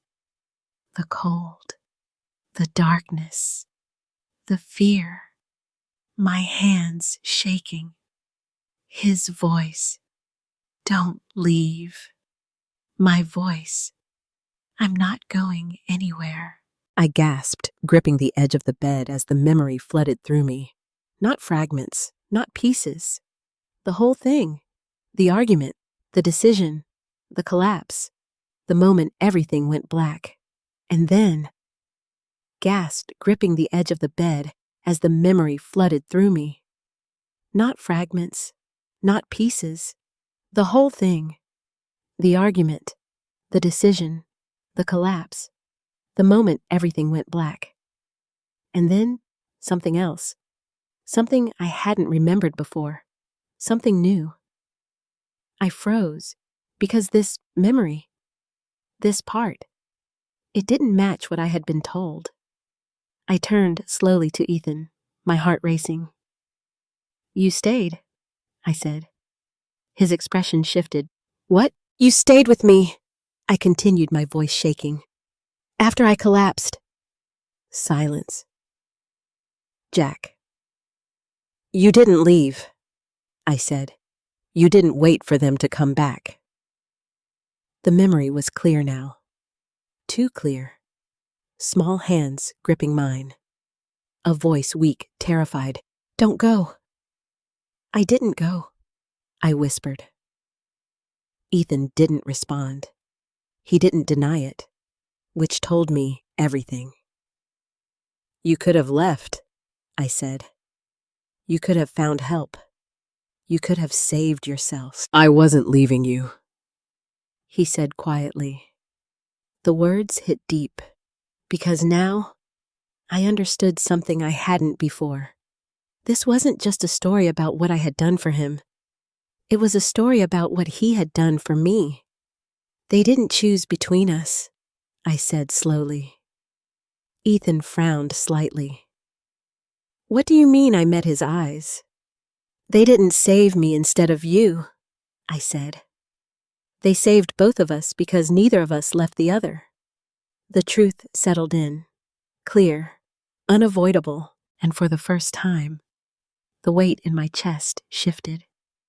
Not gone, but different, lighter, shared. You didn't fail me, Ethan said again. This time, I believed him, because now I knew something else. He hadn't just survived because of me. I had survived because of him.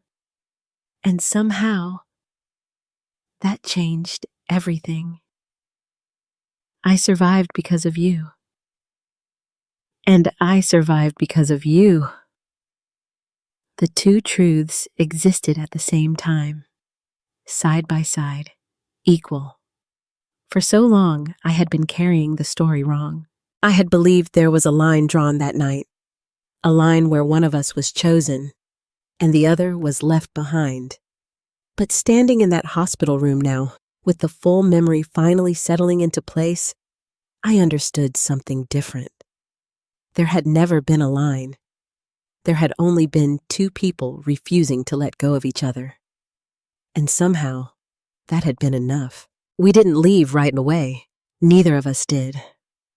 I sat on the edge of the hospital bed, my fingers resting lightly on the blanket, as if resting lightly on the blanket, as if touching it could anchor what I had just remembered.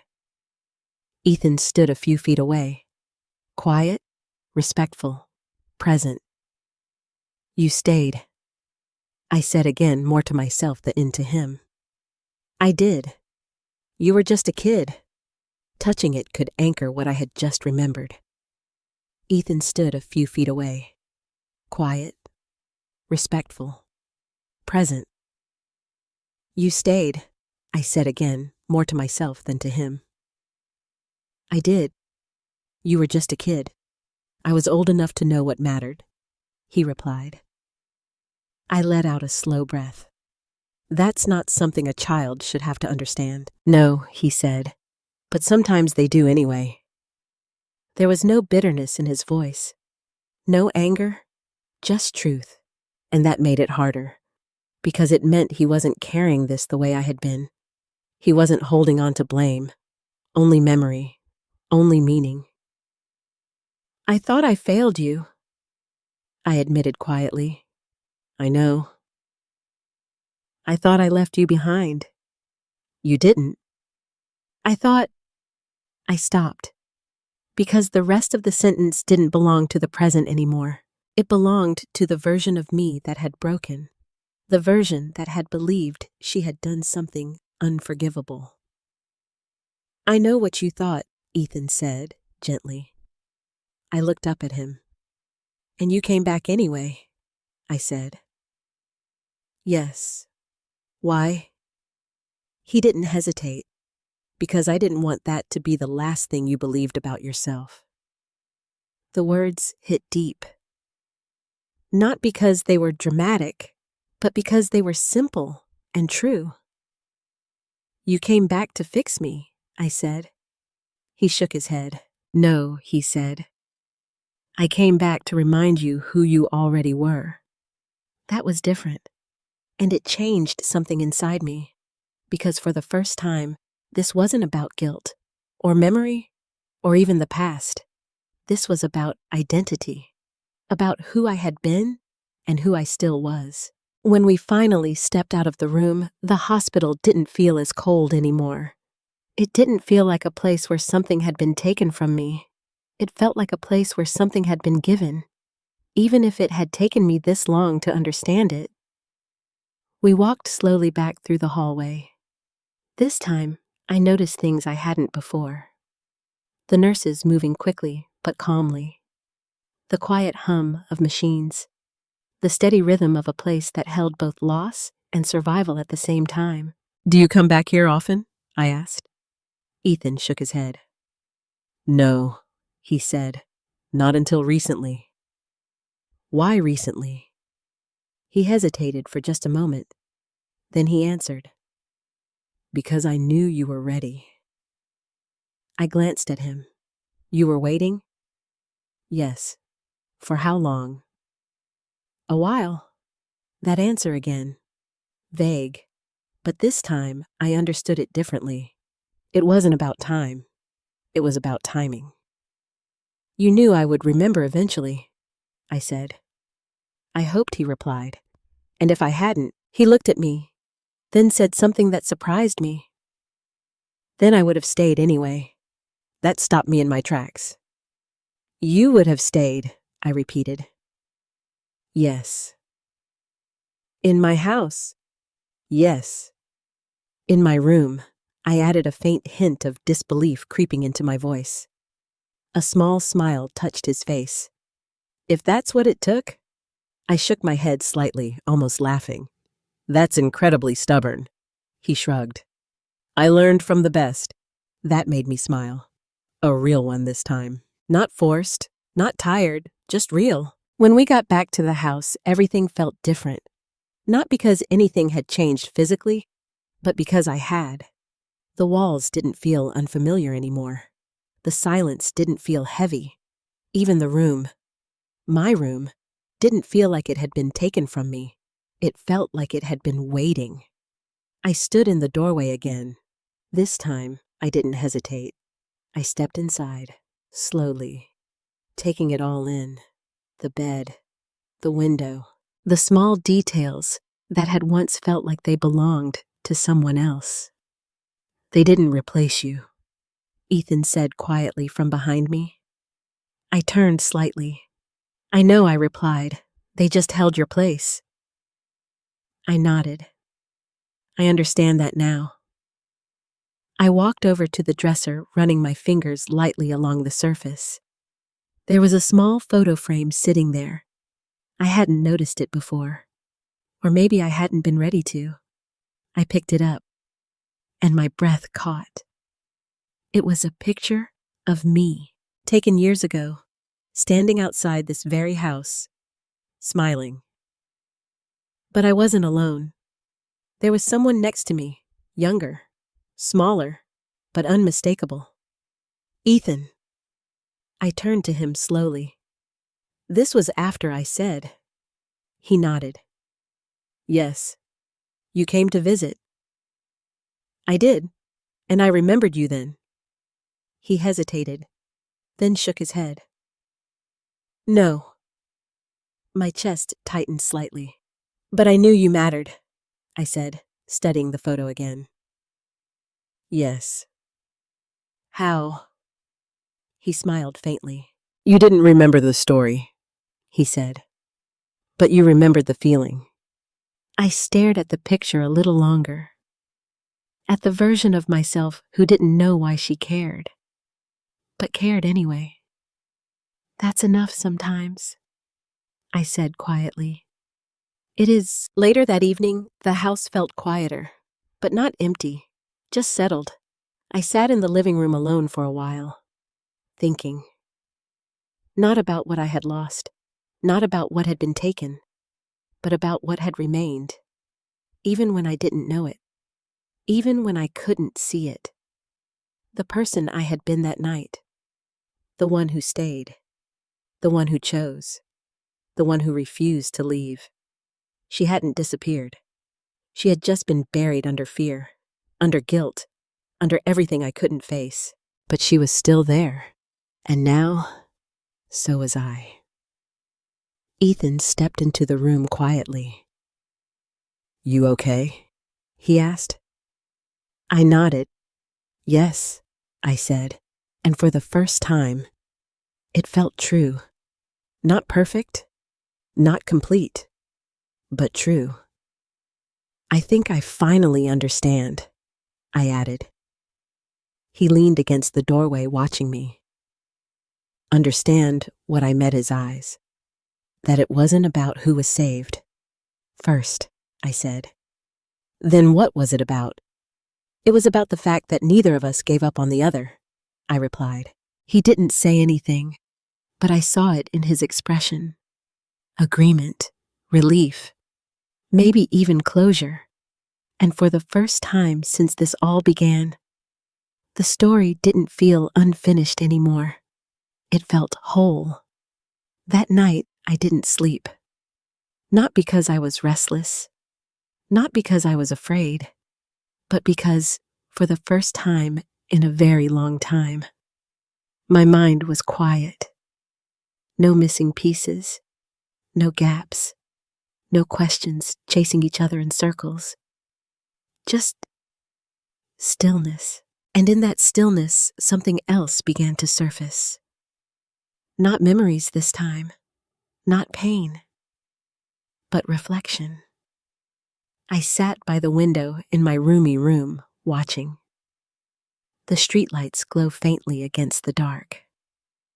The same room that had once felt like it had been taken from me.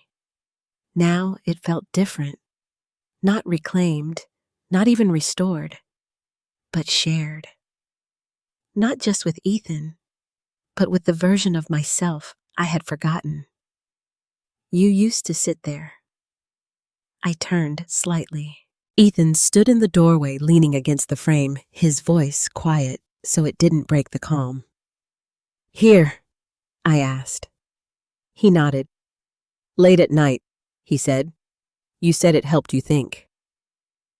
I looked back at the window. That sounds like something I would say. It is. I smiled faintly. You remember a lot. I remember what matters, he replied. I studied him for a moment. You never told me something, I said. What? When you came back, why didn't you just tell me everything right away? He didn't answer immediately. Instead, he stepped into the room, slowly taking a seat on the chair across from me. Because it wasn't my story to force on you, he said. It was my story too, I pointed out. Yes, he agreed. But it wasn't my choice when you were ready to hear it. I considered that, then nodded. That's fair, and he added, I didn't want to take away the version of you that had learned to live without it. I frowned slightly. What do you mean? You built a life after that night, he said, even without remembering it. You found ways to keep going, and you thought bringing it back would undo that. I thought it might. He admitted. I leaned back slightly, letting his words settle. But it didn't, I said. No, he said softly. It didn't. Another silence. But this one felt peaceful. Not heavy, not unresolved, just present. The next morning felt different, brighter. Not because anything had changed outside, but because something had finally settled inside me. I walked into the kitchen expecting the usual tension, the careful glances, the unspoken words. But instead, I found something else. Margaret was at the counter pouring coffee. Daniel was reading something on his tablet. Lisa stood near the window, arms loosely crossed. They all looked up when I walked in, but this time there was no hesitation, no uncertainty, just recognition. Morning, I said. It felt simple, normal, and for the first time, it actually was. Morning, Daniel replied. Margaret smiled softly. Lisa gave a small nod. I poured myself a cup of coffee, taking a moment before speaking again. I went back to the hospital, I said. Margaret glanced at me. I figured you might. I remembered everything, I added. No one interrupted. No one rushed to fill the silence. They just listened. I know why you didn't tell me, I continued. Lisa shifted slightly. But that doesn't mean it didn't hurt, I added. Her expression tightened just a little. I know, she said quietly. And I understand what you were trying to do, I said. That doesn't mean we did it the right way, Daniel admitted. I nodded. That is fair. Another pause. Then I don't want to stay stuck in that part, I said. They all looked at me. What part? Margaret asked gently. The part where we keep deciding things for each other without actually talking, I said. Lisa's gaze softened slightly. You're right, she said. That surprised me. Not because she agreed, but because she said it so easily. I want things to be different, I continued. They can be, Margaret said. But it has to start now, I said. Daniel nodded. It will. I took a breath. Then said the thing I hadn't planned to say. Ethan stays. Silence, but not shocked silence. Not tense silence. Just processing. Lisa was the first to respond. I wasn't planning on asking him to leave, she said. I raised an eyebrow slightly. You weren't no, she said. Not after everything. I looked at Daniel. He shrugged lightly. He's been part of the house for a while now. I turned to Margaret. She just smiled. I think you already knew what my answer would be. I exhaled slowly, not out of frustration, but out of something else, relief. Good, I said quietly, because for the first time, it didn't feel like I was fighting to hold on to something. It felt like we were all choosing the same thing. Later that afternoon, I found myself back in the living room. Ethan sat across from me flipping through an old photo album Margaret had brought out. You kept these? I asked. They did? He corrected. I leaned forward slightly, looking at the photos. There were more than I expected. Pictures of me, of the house, of small, quiet moments I didn't remember. And then there were pictures of him, older than the hospital, younger than now, standing next to me, laughing, existing. You came back more than once, I said. He nodded. Yes, and I still didn't remember. No. Did that ever bother you? He paused. Did that ever bother you? He paused, then answered honestly. Sometimes. I appreciated that.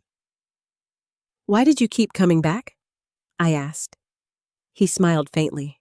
Because even when you didn't remember me, you still treated me like I mattered, then answered honestly. Sometimes. I appreciated that. Why did you keep coming back? I asked. He smiled faintly. Because even when you didn't remember me, you still treated me like I mattered. That hit deeper than I expected. I didn't need you to remember everything, he added. I just needed you to be yourself. I looked down at the photos again. At the woman I had been, the one I had forgotten, and the one I was now starting to recognize again. I think I'm starting to, I said quietly. Starting to what? Be her again, I replied. Ethan shook his head gently. You never stopped. That made me pause, because maybe he was right. Maybe I hadn't lost myself. Maybe I had just lost the story that explained why I was the way I was. And now I had it back. That evening, as the sun dipped lower and the house filled with that quiet golden light, I stood in the doorway of my room again. Not hesitating, not questioning, just standing, present, whole. Ethan passed by in the hallway, pausing briefly. "You coming to dinner?" he asked. "In a minute," I said. He nodded and continued on.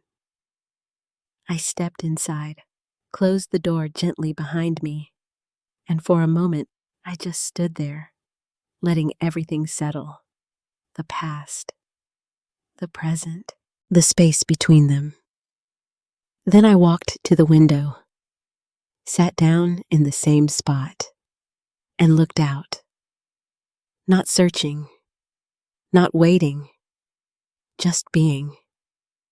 Because for the first time, I didn't feel like something was missing. I didn't feel like something had been taken. I didn't feel like I was trying to catch up to a version of myself I couldn't reach. I was already there, and that, more than anything, felt like coming home. The next few days didn't feel dramatic. There were no arguments, no revelations, no sudden turning points. And somehow, that was the most surprising part of all. Because for so long, everything in my life had felt like it was building towards something, some hidden truth, some missing piece, some unresolved tension waiting to break open. But now, there was nothing left to break, only something to rebuild. It started with small things, quiet things, things most people wouldn't even notice. I made coffee one morning and found my old mug sitting in the cabinet. The blue one, the chipped edge, still there. I held it in my hands for a long moment, running my thumb along the crack. Lisa stood behind me. "I found it in the back of a box," she said. I glanced at her. "You kept it?" She hesitated. "Not on purpose," she admitted. "I just didn't throw it away." I nodded slowly. "That's enough." And for the first time in a long time, that was true. It didn't need to be perfect. It just needed to be honest. Daniel started talking more. Not about the past, not about the hospital, but about things that mattered now. Work, life. The little details he had once assumed I wouldn't understand, or maybe wouldn't care about. One evening, he sat across from me at the kitchen table, his voice quieter than usual. "I should have told you," he said. I didn't ask what he meant. I already knew. "I thought I was protecting you," he continued. "I know," I said. "But I didn't trust you to handle it," he admitted. That part mattered more. "I needed you to trust me," I said. He nodded. "I do now," and I believed him. Not because he said it perfectly, but because he said it at all. Margaret stayed close, not hovering, not controlling, just present. Sometimes that meant sitting with me in silence. Sometimes it meant asking questions she already knew the answers to. Not to test me, but to give me space to say them out loud. "You don't blame yourself anymore," she said one afternoon. It wasn't a question. It was an observation. I thought about it, really thought about it. "No," I said, finally. She smiled. "That's new." "It is." "Does it feel strange?" I nodded. "A little." Then I added, "But it also feels right." Because it did.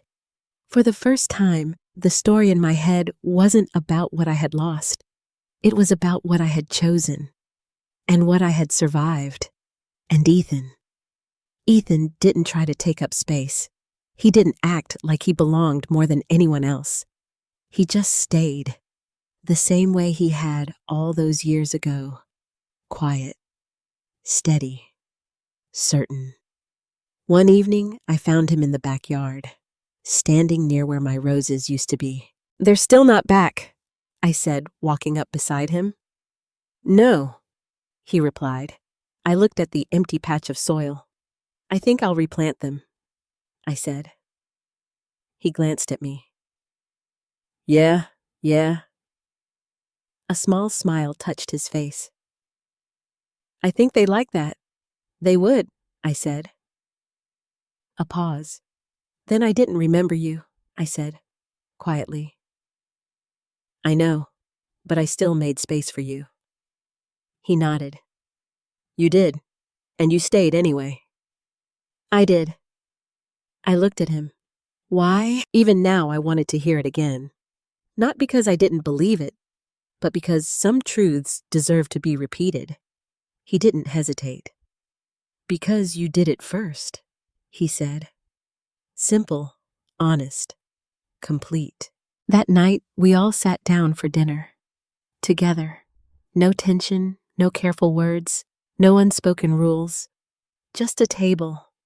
And people who had finally learned how to sit at it honestly.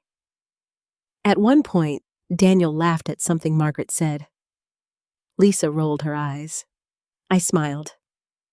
Ethan shook his head, slightly amused. And in that moment, it didn't feel like a broken family trying to fix itself. It felt like something else, something stronger, something that had been tested and survived.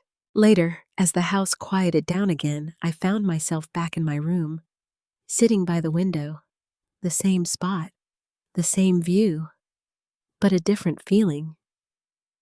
I thought about everything that had happened. The moment I walked through the door, the confusion, the anger, the feeling of being replaced, and then the truth, the memory, the choice. I thought they gave my room away, I whispered to myself. But that wasn't what happened. Not really. They hadn't replaced me. They had been holding something I had forgotten. And Ethan, he hadn't taken my place. He had been waiting for me to come back to it. Not the room, but myself. I leaned back slightly, letting the quiet settle around me. For so long, I had believed that forgetting meant losing something. That memory was the only thing that defined who we are. But now I understood something different. Sometimes, even when we forget the story, we remember the truth. In our actions, in our instincts, in the way we choose people, even when we don't know why. I had chosen him once, without hesitation, without doubt, and even after everything, I had chosen him again. Not because I remembered, but because that was who I was, and that in the way we choose people, even when we don't know why. I had chosen him once, without hesitation, without doubt, and even after everything. I had chosen him again, not because I remembered, but because that was who I was, and that was enough. I looked out the window one last time before standing up. The night was quiet, calm, uncomplicated, and for the first time in a long time, so was I. Life has a strange way of testing us in moments we don't expect, and sometimes in ways we don't even remember. We think our identity lives in our memories, in the stories we can recall, in the details we can explain. But the truth is, who we are runs deeper than that. It lives in the choices we make when no one is watching, in the way we show up for others even when it costs us something, in the quiet moments where we decide not to walk away. Jack Emerson forgot one of the most important nights of her life. She forgot the fear, the sacrifice, the pain. But she didn't forget how to care. She didn't forget how to stay. She didn't forget how to choose someone else over herself. And maybe that's the real lesson. Even when we lose parts of our past, we don't lose the heart that created it. If this story moved you in any way, I'd love to hear your thoughts. Have you ever had a moment in your life where you questioned your choices or discovered a truth about yourself you didn't expect? Share your story in the comments. And if you believe in stories about second chances healing, and finding your way back to yourself, don't forget to like and subscribe. Because sometimes the most important journeys aren't about going somewhere new. They're about remembering who you've been all along.